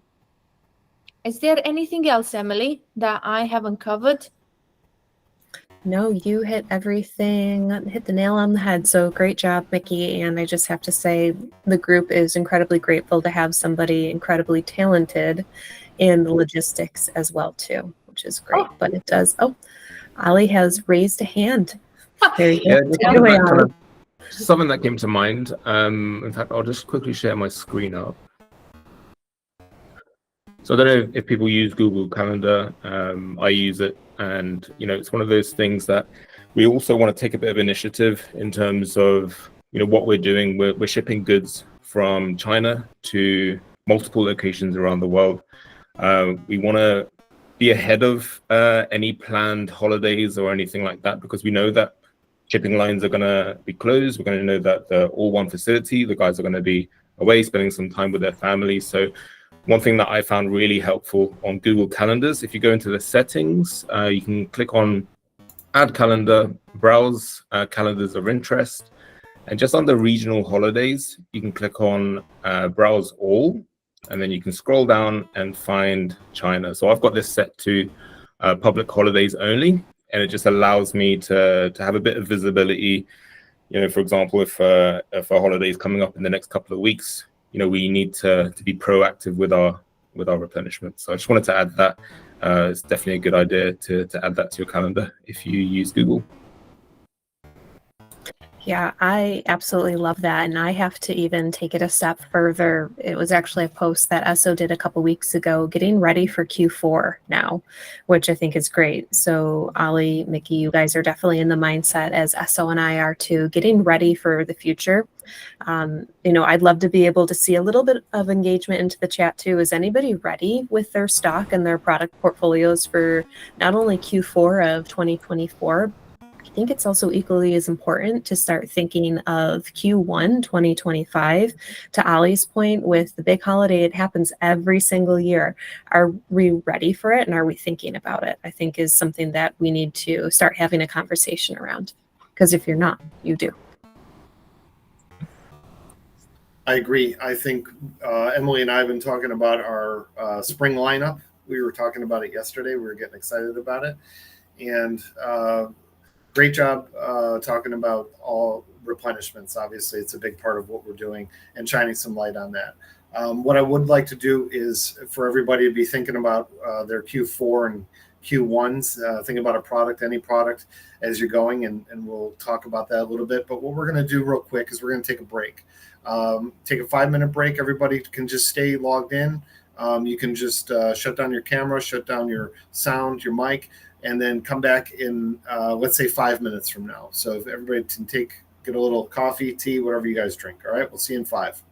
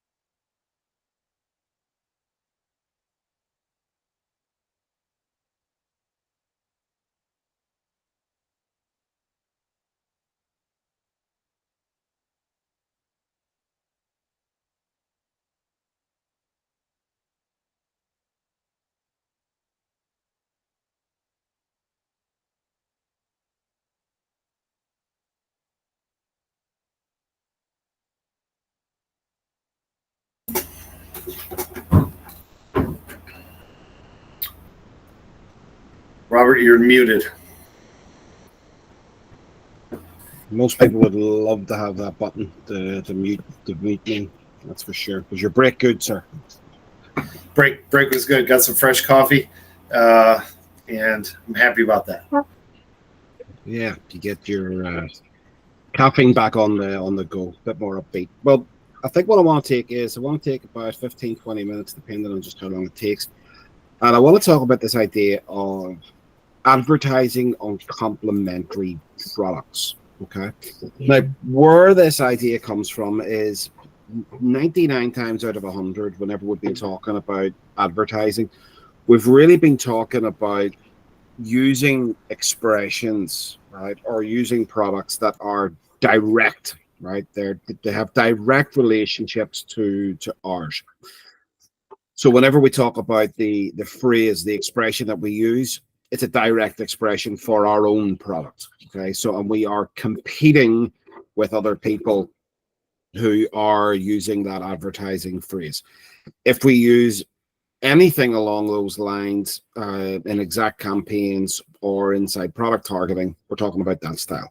Now, if we're talking about phrase advertising or we're talking about broad advertising, it can move a little bit further on. But of course, with those areas, it is not an exact science because we're leaving it up to the algorithm.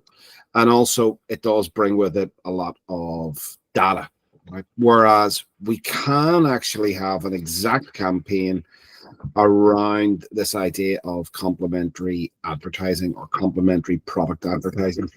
So on the break, I did say, and Esso did mention, think of a product, any product that you can think of, because I want to show you this on screen, right, on this PC, hopefully, if I can navigate it. So maybe just inside the chat box, guys, stick in some examples of some products that you might have been thinking about, and we can kind of have a look. When I show an example in here, I want you to think of your own products, okay? And this would go across the board for every single one of your products. So another little bit of homework here would be to replicate what I'm about to do with every one of your products. And every time you think of something that might be complementary to your product, make a note of it inside a doc or a file, because you may be able to run some additional advertising. It looks like nobody has an idea of any products there, so unless my PC has decided not to play ball with the lag.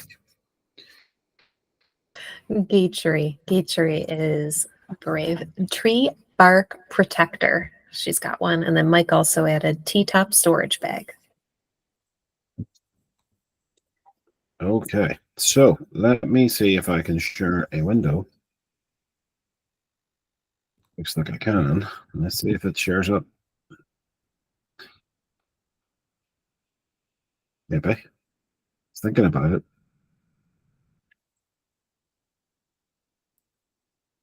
Looking good, Esso?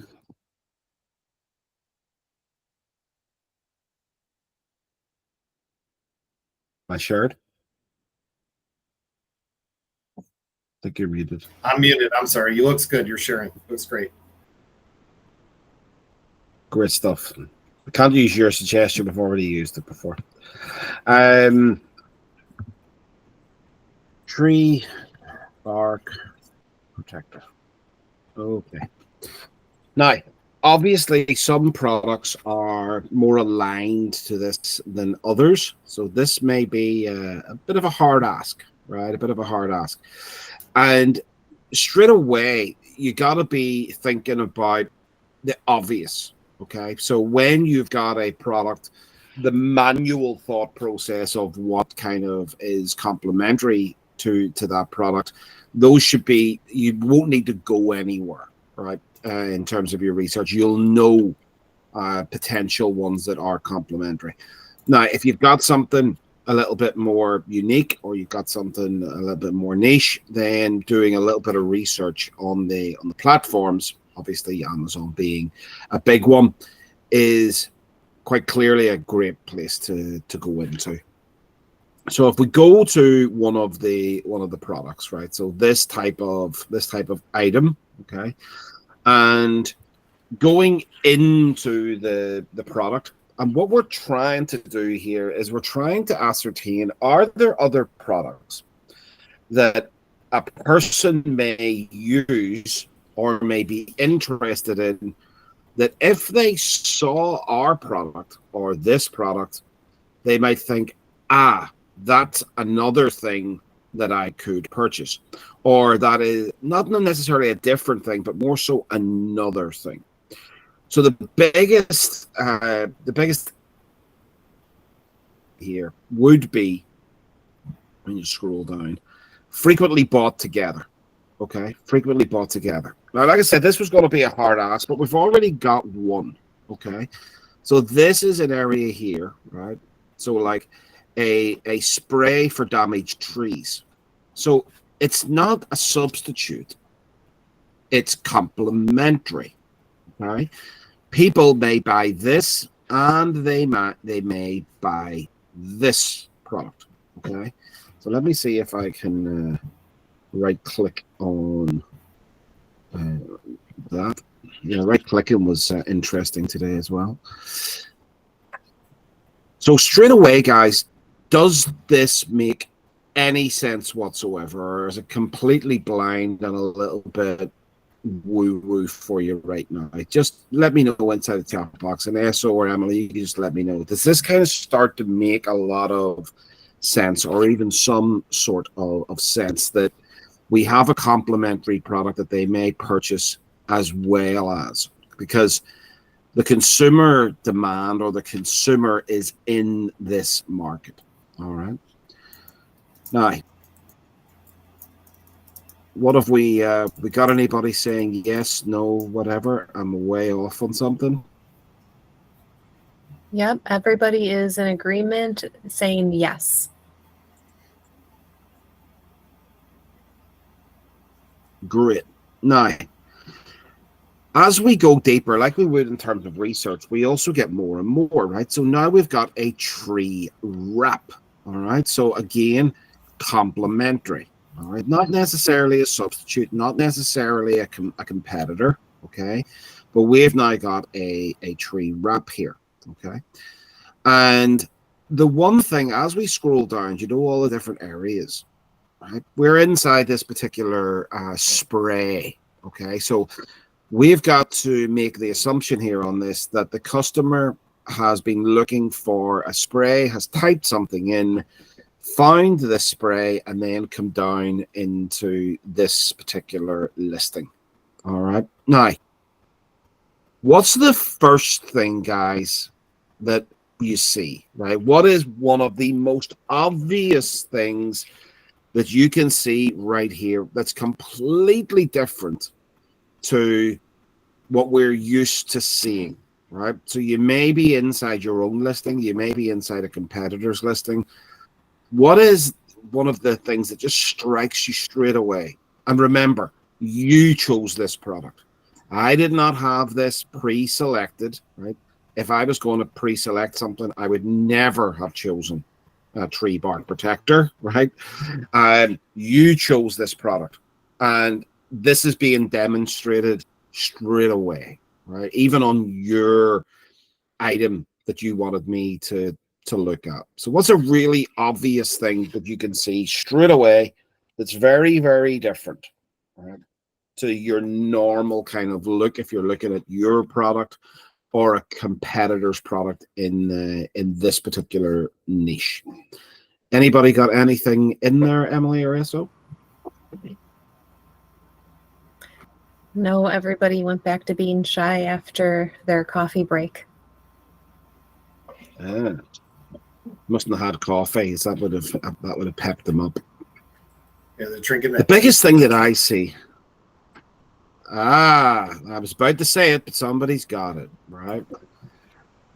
I don't see, right? Bearing in mind what I'm thinking about is my product, right? My product. I am not seeing one after another of my product because I'm one step away, right? I am one step away from the item, right? I've moved slightly horizontally inside the niche or inside the category. Okay, so big gold star for Mike, right? Now, put ourselves in this position, right? If we advertised here, we're going to stand out a hell of a lot more. Okay, we're going to stand out because I can see here like a pruning sealer is the first one with the little brush. I can see the tree wrap. I think that's another set of protector wraps, very similar. Then I've got a burlap version, and then I've got some more sealant guard chemically stuff. Okay, now remember, my product is the tree bark protector. Okay, if I go across into the next page, I see more of the sort of putties and sealants. I see more of the protector wrap. One, right? There's one there, and then the rest are all putties and sealants. And then I have another one that I could say is there, but it's not littered with them, right? Same inside the frequently bought together. Customers also viewed. Now, this is where I'm expecting to see it more so, okay? But page 1, nothing, all right? Page 2, nothing. Page 3, nothing. 4, nothing. 5, nothing. 6, I've got 1, which I believe is the same one as was before. So they may be doing this, or maybe it was this one that I saw. So they may be doing this style of thing. And we saw this one. Okay, so we saw one new one in here and then the other 2. All right. So there's a couple of ways that we can achieve this. Okay. The first thing is we want to go and find a list of the products, right, that we can do. We're going to go in, we're going to see this for ourselves, right? That makes a lot of sense. But what do you think we should be advertising as, right? What type of advertising campaign should we be creating here? Okay, because there's 2 different ways that you could approach this. One is very much the wrong way, and one is very much the right way. All right, Lutzi has got it. Gold Star Lutzi. It's a product targeting campaign, right? We are not trying to target tree wound dressing. We're not trying to target the putty for the actual tree because our product is not that, right? Our product is not a tree wound dressing. So therefore, if we were to put in an exact campaign, right, on the keyword level, we're going to be attracting the wrong customer. Okay, it's the wrong customer. And if they click in it straight away, that's their first port of call. This is not the product that I was expecting to see. Therefore, bounce. So we've paid for a click. We've created a session. We didn't get the sale. It's the worst possible type of session, one that we pay for and doesn't convert. Okay. Whereas if we are sitting down inside the advertising area of these products, if they're not interested in it, they're not going to click it. That's fine. Okay, that is fine. Because if we create an impression and we don't get a click through, we're not paying. We're not creating a session. It's just null. It's much better than creating a session or, God forbid, paying to create a session and then it bouncing. Okay. So can everybody see that that makes sense in terms of where I've got to so far? Just let me know.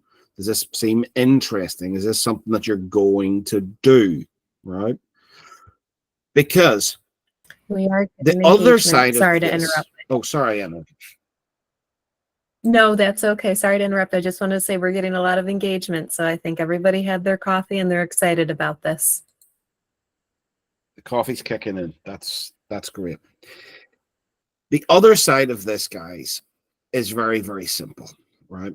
Do you think that the customer is now closer to converting on a product than they were whenever they started?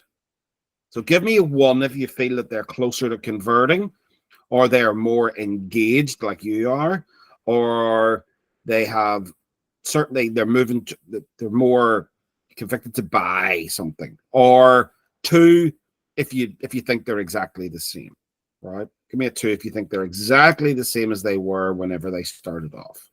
What have we got there, Emily? What do people think? Number ones across the board. Good, right? Because that's the right answer. Of course they are, right? They have searched for something. They have clicked on something, right? So yes, of course, they're looking down through here.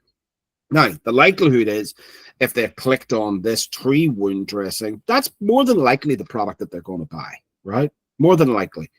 But we know that around 80 to 90 to 95% of people don't buy this, right? Because this product here has got a unit session percentage. The person typed something in. They went into this listing, but 9 out of 10 of them bounced. Where did they bounce to? We want to be Dennis Rodman here, right? That's who we want to be, the rebound specialist of the NBA, right? Where did they bounce to? Some of them are going to bounce to us if we are here, because maybe they made the wrong choice in terms of selecting their search term. Maybe they came in here and they went, actually, I'm not looking for a tree dressing. I'm looking for the thing that goes around the tree. That's what I meant. Or they might say, oh, hey, well, I may as well dress the tree with this chemical, but also I'll put a guard around it because that looks like a good product. Right? And the likelihood, if they see your product in here, it was not their first port of call. Therefore, the likelihood of them going shopping for prices, features, all of these different things has been significantly reduced. Right? Can we take all of those things into play here? Right? Give me a 7 if all of those things into play now make total sense to you. Right? And it's logical. Right? I'm not recreating the wheel here. Right? I'm not reinventing it. I'm just going along with logic. I'm going along with consumer behaviors. I'm going along with algorithms. I'm going along with where we sell, where people buy. That's on the Amazon platform. Give me an 8 if it doesn't. Right? Give me an 8 if it sounds illogical. What I've just said. And then Emily, maybe Everyone's if we in give people a agreement little bit with of time. logical. We got 7s. Great. So we've got 7 7s. 7 7 7s. Great stuff. Now, once we can start to identify other products, right, like this one, which is our tree wound dressing. So obviously, we would want to advertise on this. Okay, we want to advertise on this product. And we can start low in terms of the bid. We can start low. Right? We don't even necessarily have to go for the suggested bid. We can start low and scale up, right? Because one of the things that we can keep an eye on is the impressions, right? Are we making impressions in here? If we're not making impressions, maybe we have to increase our bid. Or maybe it's a bad product to advertise on because we're not making impressions. So we can keep an eye on that. We keep an eye on the impressions. We want that obviously to go up. We want to see the same thing then happen inside our PPC campaign, which is our clicks and our our PPC sessions, or clicks in another word. We want to see our conversion, and we apply exactly the same methodology to what we do. We don't want it to hurt our USP. We want it to help. We don't want it to hurt our profitability. We want it to help. Okay. So we've done all that. What's the next thing that we could look at? All right, we found an item, we've done all those things, we're advertising on it. Anybody got any idea as to what the next thing that we could do would be? All right. Now, it's extremely cheeky, right? It's extremely cheeky. However, I kind of like it, right? And it's not that cheeky, right? It's not that cheeky because every product's got a bounce rate, right? So Well, anybody got any ideas? Is that coffee kicking in yet, Emily, or is everybody out of ideas? I think everyone's out of ideas. I think maybe you've thrown a little cheekiness into the conversation. They don't know which way to go. Okay. Well, if you're not going to guess, then I'm not going to tell you. That's how I'll play it, right? I am cheeky. Right? If you're not going to guess, I'm not going to tell you. We're not here for fish nuggets. We're here. We have to put some batter on them. You know, you have to put some batter on yourself. So I'll give you a couple of seconds. I'm guessing. Okay. Gatry did guess. She said pump sprayer. What is advertised? So you certainly could move. You could move into other products, like we said. You know, the likes of this tree wrap that we can see here, or pump sprayers, or another product that's on the page, which is substantially different to the other one. Absolutely, you could do that. But remember, I've just started a campaign. I've got some impressions on this particular product. I've maybe got some clicks. I've maybe got some conversion.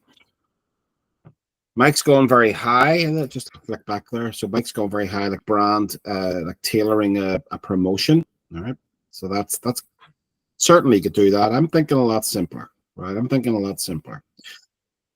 So thank you for the guesses, Gatry and Mike. You have helped out your fellow non-guessing partners today. But what I do is I look at this and say, okay, well, I've got some data back from the tree wound dressing campaign, right, that I've advertised on these products. And what I do is I take the generic key term, okay? So I'm going to make the assumption the tree wound dressing is the generic key phrase, okay? See what's happening? PC strength. So I'm not going to even try to copy.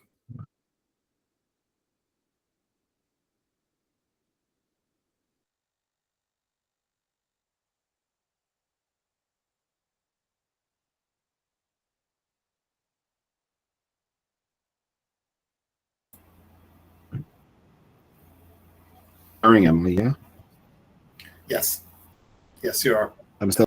Yes. Sorry, I think, or it could be my internet or your internet is a little unstable right now. Okay, cool. So I take the generic key phrase and I go back to Amazon, right? And I emulate the customer, right? Tree, wound, dressing. Okay, because that's what they typed in, right? Or some derivative thereof. This was the most generic. Okay, and what I'm looking for, drum roll, is who's paying to be top. Who's paying on the search term to be top of these results? This guy here is. I want to make sure I'm on this listing, right? I'm advertising on this listing. Anything else that's being advertised, right, where I can look for sponsored products. Here's maybe another one. Oh, that's different. That's a person's dressing. So here's another one that's advertising, right? So essentially what I'm saying there is if they are paying for the original phrase, tree wound dressing, right? They're going to be the ones who are getting more and more traffic into their listing, right? That's fairly logical to say that, right? As Ali says there, we want to leverage their sessions. Yes. We also want to leverage their spend, right? We want to leverage their spend. They're spending to bring people into the listing. Right, we want to leverage that session. We want to leverage their spend. Okay, I said it was cheeky, but it's not that cheeky. Okay. They're the ones that are bringing the big amount of traffic in. So therefore, I could anticipate and I could plan that they're going to be the ones that are going to deliver me the most impressions. Okay. And when I can dial in that my impressions will create a certain number of sessions, paid PPC clicks, that will also generate a certain number of conversion, then all I have to do is just dial up the impressions. Sound cool, guys? Sound something like you could take on, get a little bit of homework done on it, and at least create a campaign with maybe 10 to 20 complementary products. Make sure to title it inside your campaign manager, right? That it's a complementary advertising product. Okay, it's a CAP is the easiest way to abbreviate that. So that you can see inside your campaign manager, this is this particular type, right? It's not an exact campaign, right? It's not a traditional product targeting campaign that we're targeting the other tree bark protectors to take sales away from them, right? And advertise, get the people to move around. This is complementary advertising. We're not trying to advertise on products that are the same. We're going for complementary, okay? And the first thing to do is obviously to do a bit of a scout down on your products and try to work out what the complementary items might be. Then move over to Amazon, see if you can find them. Then start your targeting campaign on those particular ones. Then review your data. Start small on your budget. No need to blow your budget. Just start small, and you're just looking to get some little incremental bits of data, which you can then test out and assess as to what you're going to do going forward. And yes, as Mike says, you could also consider using brand analytics because you're brand registered, right? You can go in there. It's a great place. You know, a number of the times we don't know where to start from, so we don't have a jump off point. And whenever I say about thinking about it manually, that's a great area to get you a bit of a jump off point, right? Nothing quite like it because it gives you massive bits of data. You don't need to go into every single one, but it can definitely help you get a jump off spot and you know, get over the initial hurdles of trying to do that. And there, as Mike says, it gave me tree wound dressing as an example, right? So you guys picked the product for me on this today. It would definitely not have been the one that I would wanted to have gone for. And whenever I saw it, I thought, oh no, this is not where I want to go here. But we went in, we dug in, and we saw it even works for this, right? It even works for this. Okay. And a great thing to share in what I learned for sure. So I think maybe just taking that offline for everybody today, SO and Emily would be a great thing. And maybe not overloading too much more today. We can maybe have a bit of an open mic session to see us through to the end of today's session. Yeah, I think that's good. I love sitting here and watching you go through Amazon. It's always been something that's been great to do, listening to you share about it and going into these little pieces, because not everybody's paying attention to this stuff. Not everybody has the experience to go into that. And I was also thinking, I didn't realize how many wounded trees there are out there. I'm very concerned now. Yeah, it's an epidemic. I think what they've probably been done is they've probably been fighting with each other, because like those sorts of fights where everybody gets scarred and there's trees going around cities stabbing each other. It's not just humans at that nonsense. Yeah, it's rough. It's rough in the forest, man. You ever been in? Never go to the forest at night. That's good. I think it's funny to see, pull up a product that you still have not seen a market in. That's just still not seeing, an entire market or products that go along with it. It continues to happen every day. you know, when we're talking about Amazon. I love how much room there is out there, and I know Emily and I always see stuff all the time. I get a chance to work with you guys and see these things, and then we go on to a live stream like this, and I still see something that's new. So I think a live mic session is good to go. Yeah, I think too. It's like it's picking on certain things in your own habits, because at the end of the day, we're all consumers, right? We're all consumers, and it's that scenario for me anyway that I even put that together. Of I shop on Amazon for a number of different reasons, right? But one of those reasons is because I'm a seller, which sounds like it makes no sense, but it makes a hell of a lot of sense, because what I want to track is what are my habits, right? Because I'm not unique, right? And what my habits are likely to be replicated by others. Okay, so recently I have started doing a little bit of baking. Yes, I know, doing a little bit of baking, or I've been into cooking, but baking's always been, it's like the upper echelons of cooking, like, right? It's generally slightly harder, and generally it tastes better as well, right? Because you're baking desserts, right? So nowadays in my house we have starters, main course, and dessert that are all desserts. Right? That's the way to have a 3-course meal.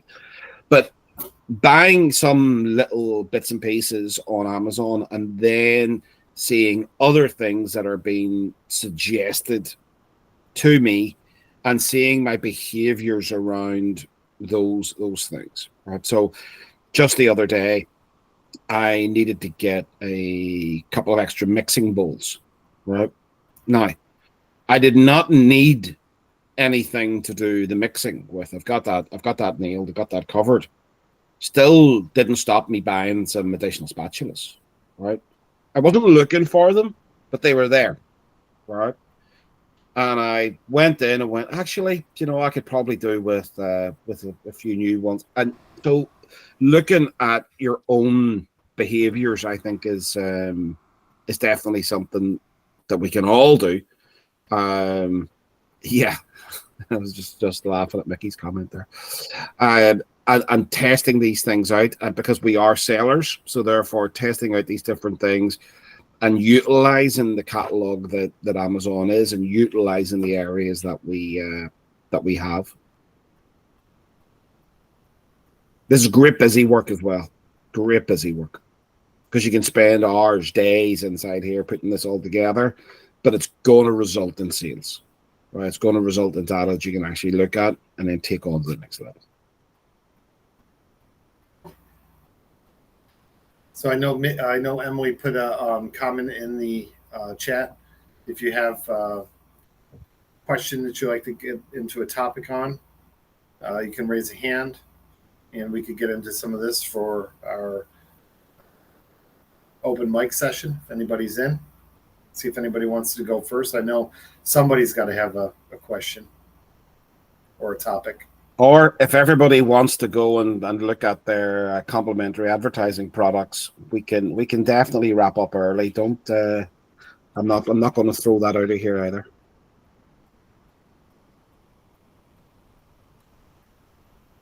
Emily, do we have something from Gatry? We have no topic. Not sure where it is. Where can I find the COGS per product, per marketplace, per term? It's a lot of pers. The COGS per product, per marketplace, or per country, per term. At this very minute in time, you wouldn't, but we can make that available, right? That data is there, so we can definitely make that available. Esso's showing you a big calculator. For now, digging in and finding it out, then yes, I always say it's like I tasked Ali and Mickey to do a bit of a deep dive into their own private label business.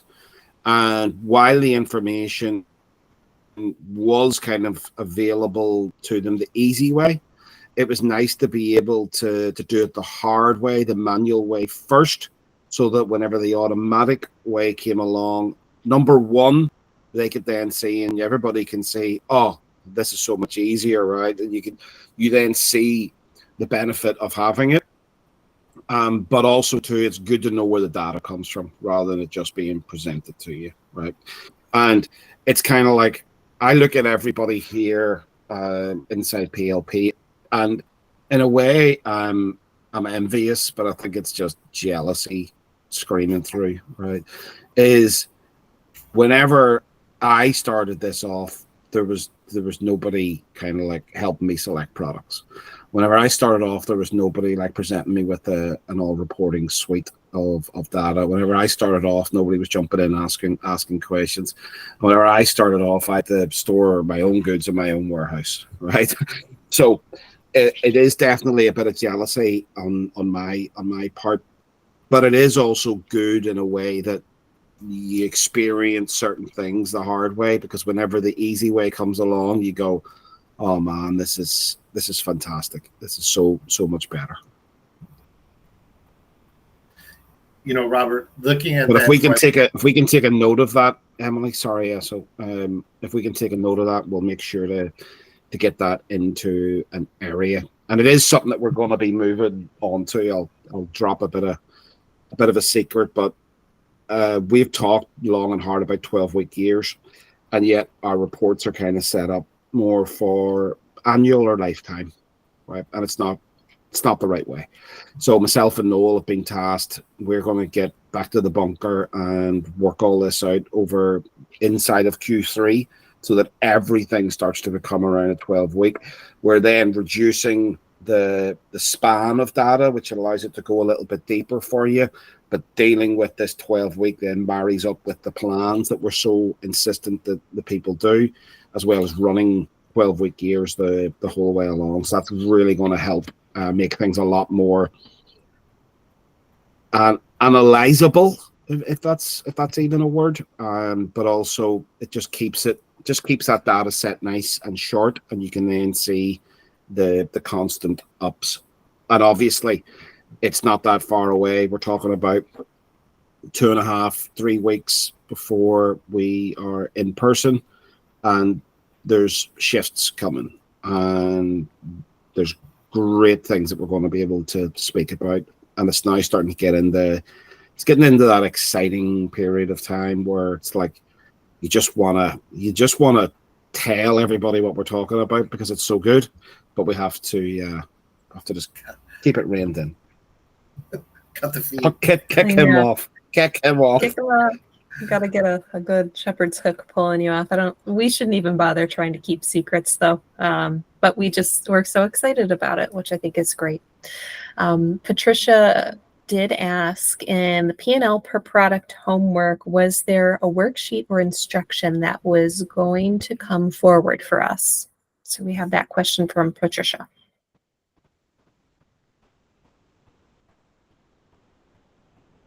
Is anything ringing a bell?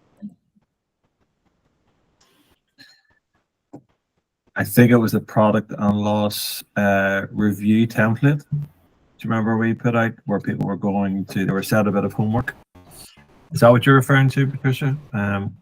We had asked you to go away and work out COGS and expenses and put them in a percentage as opposed to a value. Yeah, I think that's what Gatry might have been talking about. In terms of like looking at it from a product point of view, and then we say, take your Adobe or your internet and apply it to many products you've got in the business the simple way, and then kind of start weighting it. So there's no template just yet. That's something that we're going to be working on for everybody, because we wanted to put this out and narrow the window for you to do it, because I don't know whether everybody was on that stream, but there was a few people hadn't done homeworks. And I think that's because they got too long to do it. So therefore, we're shortening that window. We're not allowing that to happen again. So expect that template to be out before the end of the month, which will then give you 4 days to complete it. We're getting tough. We're getting harsh. Welcome to small businesses. There you go. You know what I was thinking about, Robert, was Guitry's question. I was thinking about, because you were talking about when you started, you didn't have these jumping off points. But that question, Guitry, is a great question, not just because of the information that can come from it, but because it really speaks to where we are as a group and where we are as sellers. It's a question that I don't even think I've heard someone ask before, meaning that's the level of interest we're taking in, the level of specifics we're getting to analyze our business. One of the things, it's a topic that was come up quite often, is the comment that my product's not selling. That question that you proposed in the group is what we'd like to see, because we can start to get deeper on such a much deeper level and ask real questions. The other question, why isn't my product selling, or my product's not selling? It's very surface level, and it doesn't provide really any information at all, and it shows that no one's paying attention. This question that you proposed is a complete different side of that, and it really shows not only are you paying attention, but you're really trying to get deeper into that. And then it puts us in a position where it's like, let's take a look at this and let's go next. And what I like to think about is what's beyond this question. Where does our business go when we're looking at that question for every product that we have, when we're analyzing that deep on everything that we're doing? It's really a great question. So I think when we think about it going forward, that's the level that we want to be at for everybody's business. Yeah. And I'd add into that as well. It's like we've talked about this idea that your business is a collection of products, okay, which is correct. Okay, that's very, very true. And we got to make sure that we're reporting micro whenever we're looking at micro, and we're reporting macro whenever we're looking at macro. And I think everybody's starting to learn those different things. But whenever you hear of others talking, and certainly society sort of talking around like bonds and all this sort of stuff, right? And that is regarded as good, okay? Those are good things. But you starting off your own business is regarded as bad, okay? Those things are regarded as safe. What you're doing is regarded as risky, okay? That's what society always talks about. And really it comes down to levels, right? It comes down to levels, because if you're going to put your money in a bank account, okay, that's all you've got to do. You put the money in the bank account, and sometime in the future, they send you a value back that's more than that, right? That's that simple. Now, the reason why the percentage that you get returned is so low is because that's all you've got to do, all right? Now, what they do with your money is not the same as what you're getting the return on, right? But whenever we get into our businesses, we've got to start treating the same investment exactly the same way around, okay? So we've got to track it from the moment that it goes in to the moment that it comes out, just exactly the same way that that bank investment did, okay? Because if they're the same thing, then we should be treating them the same way, right? And we should be lining up apples for apples. Too many times we look at apples and oranges and we try to compare them. You can't compare those two things, okay? So it's like taking for example, a little exercise is taking the amount of money that you put into your next new product, okay? So the next time that you're going to do a new product, take the money that you're investing in it and put it on a spreadsheet right at the very top, okay? Anything else that comes along with that you have to invest in, put it down on the spreadsheet with it. So let's say, for example, you've got a design a label, right? We do that for you, but I'm just using it as an example. And it's $50. Put that in. That was an investment in the product, okay? Now, with the likes of your trade price, now it makes it a hell of a lot simpler. In the olden days, whenever I had her, you used to have to put the line down of all the different things, right? But it's simpler now, right? Then whenever you're moving it into Amazon, okay, maybe you're putting in some A+ brand content. That's an investment in the product, Then whenever it starts to disperse back to you, right, put that in the other column. That's money coming back, right? Now, if there was any expenses, right, or outs inside that disbursement, the likes of your PPC, your advertising, your storage, put them in the out, right? Put them in the out, because this then allows you to track an order from day one to the day that it sells out. Okay. Now, it doesn't matter that you will have reordered that product in the middle, right? So if you had 300 units to start with, and by 150 units you reordered, you don't need to worry. We're just tracking the first 300 on the first order, right? The whole way right through to see what the percentage that you got back from that. Then we're able to take that on a step further and say, right, what will occur the next time? Because the first time's always going to be the least, right? Because you've got other expenses in there. You haven't optimized your listing, right? You've maybe overspent on PPC because you didn't know what phrases that you were going to rule out, okay? Remember we talk about inside PPC. We want to spend $10, $20 to rule a phrase out. You're not going to repeat that again on the second order, right? Also, if you bought 300 units and they sold out in 12 months, well, you know next time you probably only need 150 or 200, right? So you're not going to overspend on storage, okay? So the second order is always going to be more cost effective than the first. Right? The third order is going to be more cost effective again because you're still testing, you're still doing little things. The third order is really where it kicks off. The third order and the fourth order will likely be exactly the same, right? But here's the thing. You will never be able to understand the differences if we're not tracking them, right? If we're not applying apples to apples, right? Getting involved in real estate is good. Starting your own business is bad. Getting involved with the bank and putting your money with them is good. Starting your own business is bad. And the list goes on. But the list is upside down, right? The list is upside down. You have no control in other areas where you do have control here. But what we're doing with that control is we're throwing it out the window by not tracking it, right? So that's what we should be doing. So the next time that you do a new product, track it. Some people will say, I'll backtrack it. I don't think that's a good idea because you're not at one with the data, right? You're trying to go backwards, right? You're trying to go backwards. You're going to forget, right?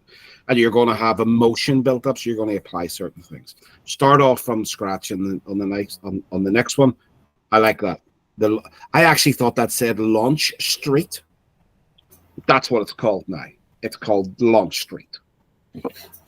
Sorry, I went on a bit of a ramble there and a bit of a rant, but I think it's important to look at those things and to really hark back to the same apples with apples. I agree. I mean, that's been a big part of what we were talking about earlier too. You know, we're making big changes to private label and the way we're handling things, and looking at it new, reevaluating some of the old, eliminating some of the negative stuff or the issues that we're having. Obviously, variable rates in general, that's a huge part of it. I know we're going to talk about that more in the future. But moving forward, I think, you know, all of these types of things. And I think spending the afternoon with you guys, or in our case, the morning into the afternoon with you guys and talking, you know, Mike mentioned it, like-minded people talking about private label. You know, you said something too earlier, Robert, which is you should have your circle open. You should have your Monday open. This is stuff that you should be looking at daily. You should have your email open. I know Robert has the bank open. He's looking at that several times throughout the day, right? Different things that we look at, right? We always look at different things that we do, but these are things that should be open and you should be participating and looking at all the time. And I think it continues to grow into each, you know, different stuff. Launch Street, that makes me laugh because I know we're going to have something coming up with that, Mike. It just starts out with a small idea through a conversation, which is a good conversation, and it turns into something. and I look forward to seeing what that'll be. Yeah, I think too. Yeah. So, you mentioned it's like, if it's important, we do it every day. So it's like, is the business important to you? Do it every day. Is your profit and loss important to you? Do it every day. That's just the answer, right? If you're not showing up, then it's not important, right? It's like, I eat every day because it's important, right? I drink water every day because it's important, right? These things are important. There's also jokes, it's like, I look at the banking every day. It's important. The important things get done every single day. And whenever we look back at our own behaviors, if we're not doing them, if we're doing them once a month, that's how important it really is. Right? If we're looking at it from afar and sort of, yeah, that's how important it is. Right? Whenever we're digging in and we're asking and we're looking and we're trying to become better at it, we're trying to become that, that's how important it is. And we are just, we've talked about this, about the innovating and what we're doing on a daily and weekly and monthly basis at Private Label People. We're continuing to innovate and continuing to grow. I would say we're just getting started. I know it's ahead for a lot of us, and without going into the secrets that we always talk about, but there's some great things come around the corner. And we're about, Private Label People is going to be open a year coming up soon. Our birthday's coming up. We're excited about that. And with that, this really is just the beginning for us. So hang in there. I love to see how we've changed things already. Gaytree's question that we talk about, this is the beginning of look how deep we're looking into things. I'm excited about the future. I think, Robert, under 3 hours today. I think we might finish this up. Hey, that's the easiest way to get in on time, is to overstate the timing. See, we're planning ahead. Just say, if we think it's going to be 2.5 hours, just say 3. Just say 3. It's a bit like whenever you're going out for the evening, you think you're going to be home for about 11. Tell your wife 12.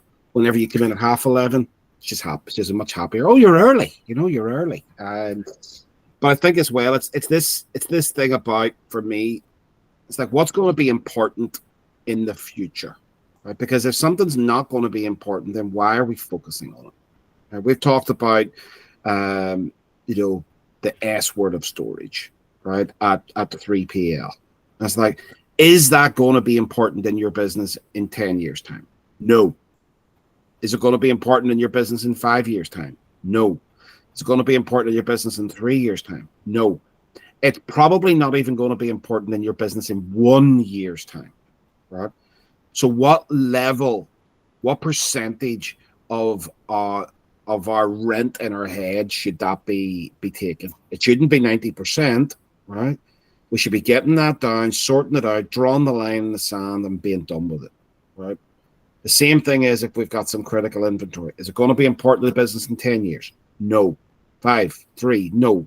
1, probably not even, right? So create the plan, get it done, get it out of our brain, create the space. I'm sure you've heard the expression, don't let something live in your brain rent-free, right? I'm sure you've heard that expression. Same thing goes for things in your business.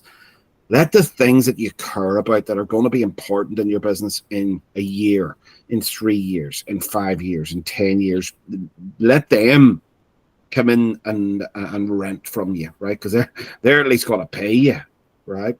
And it's like the level of your products, the size of your portfolio, the number of countries that you're going to be selling in, the reports that you're running, the emphasis that you're going to be spending on analytics, all of these different things. Those are the areas we want to be concentrating on, because they are going to be important in not a year or 3 years or 5 years, but also in 10 years. Steve, you can't learn this stuff anywhere else. You can't learn it. You get all different types. You get to talk about fish nuggets. You get to talk about marriage advice. You get everything. You get everything here. You get how not to forget your MacBook because you absolutely loathe and detest PC Windows. You did very good with that, Robert. Well done. Yeah, I am going to say I think less of people who have a Windows PC now. Even less. It was always lower, but it's even less now. There's something wrong with these people. Yeah, and I am gonna do what Noel did and reference Liam Neeson, I will find you, and I don't think I have to kill you because you're probably already doing that to yourself. You're dead inside if you use it. You're dead inside. No PCs. PCs are Well, gone. this was good, Robert. A final Speedwagon. I know everybody's been around for the Speedwagons we did. We started out differently. We ended differently. But these have been really great. We covered a ton of topics over this quarter, this 12-week year, right? And this was just very similar, Mike, to the way you brought up Launch Street. That's how Speedwagon started. And it was just an idea, conversation, and we came up with some ideas and some topics. So thank you for everybody that's joined us the whole time and been a part of it. There's some really good stuff that's come out of it. I'd be interested to see what the feedback comes back from Emily as we analyze that, because that's data that we're going to be looking into also, because that data matters when what comes next and into the future for private label people. Yeah, and I'd ask everybody to fill that out, regardless if it's one sentence or if you can be a little bit more specific, give us a little bit more information. Critical's always good, right? We do take critique instead of just saying, "Oh, it was wonderful." That's a bit like saying my product's not selling, my product is, or it was terrible. It's like, go into a little bit of detail for us, because as Esso mentioned, this is the last one. But it's not the last type of these streams. We're going to change the name up, change the format up a little bit, dig into what you guys liked, and then remove what you guys didn't like. So focusing in on the stuff that's driving the business forward for you. We are going to do a little sort of a halfway house between the two quarters. We're obviously still in Q3 when we're ending Speedwagon. We're moving into Q3. Did I say that right? We're ending Q2. We're moving into Q3. So we are going to Ali and Steve and Esso are looking at the critical variables, which will kind of tide us over, and then we will come back, have a new schedule around another style of series, something similar. Same, but different, as Emily would say. So, guys, I'd just like to say thank you so much for coming today, spending nearly 3 hours with us, asking some great questions, getting some great engagement as well. And it's always a pleasure to just open up a little other area for you to dig into, which is great. So I will shut up. I will mute my Windows PC, still a sore point, and I'll see you guys later. That's it for me today, too. It was good. Thank you, everybody. It was great seeing everybody. Thanks for spending your Sunday with us, and we'll look forward to seeing you guys again. All right. Bye, guys. Bye, guys. Have a great day. See yous.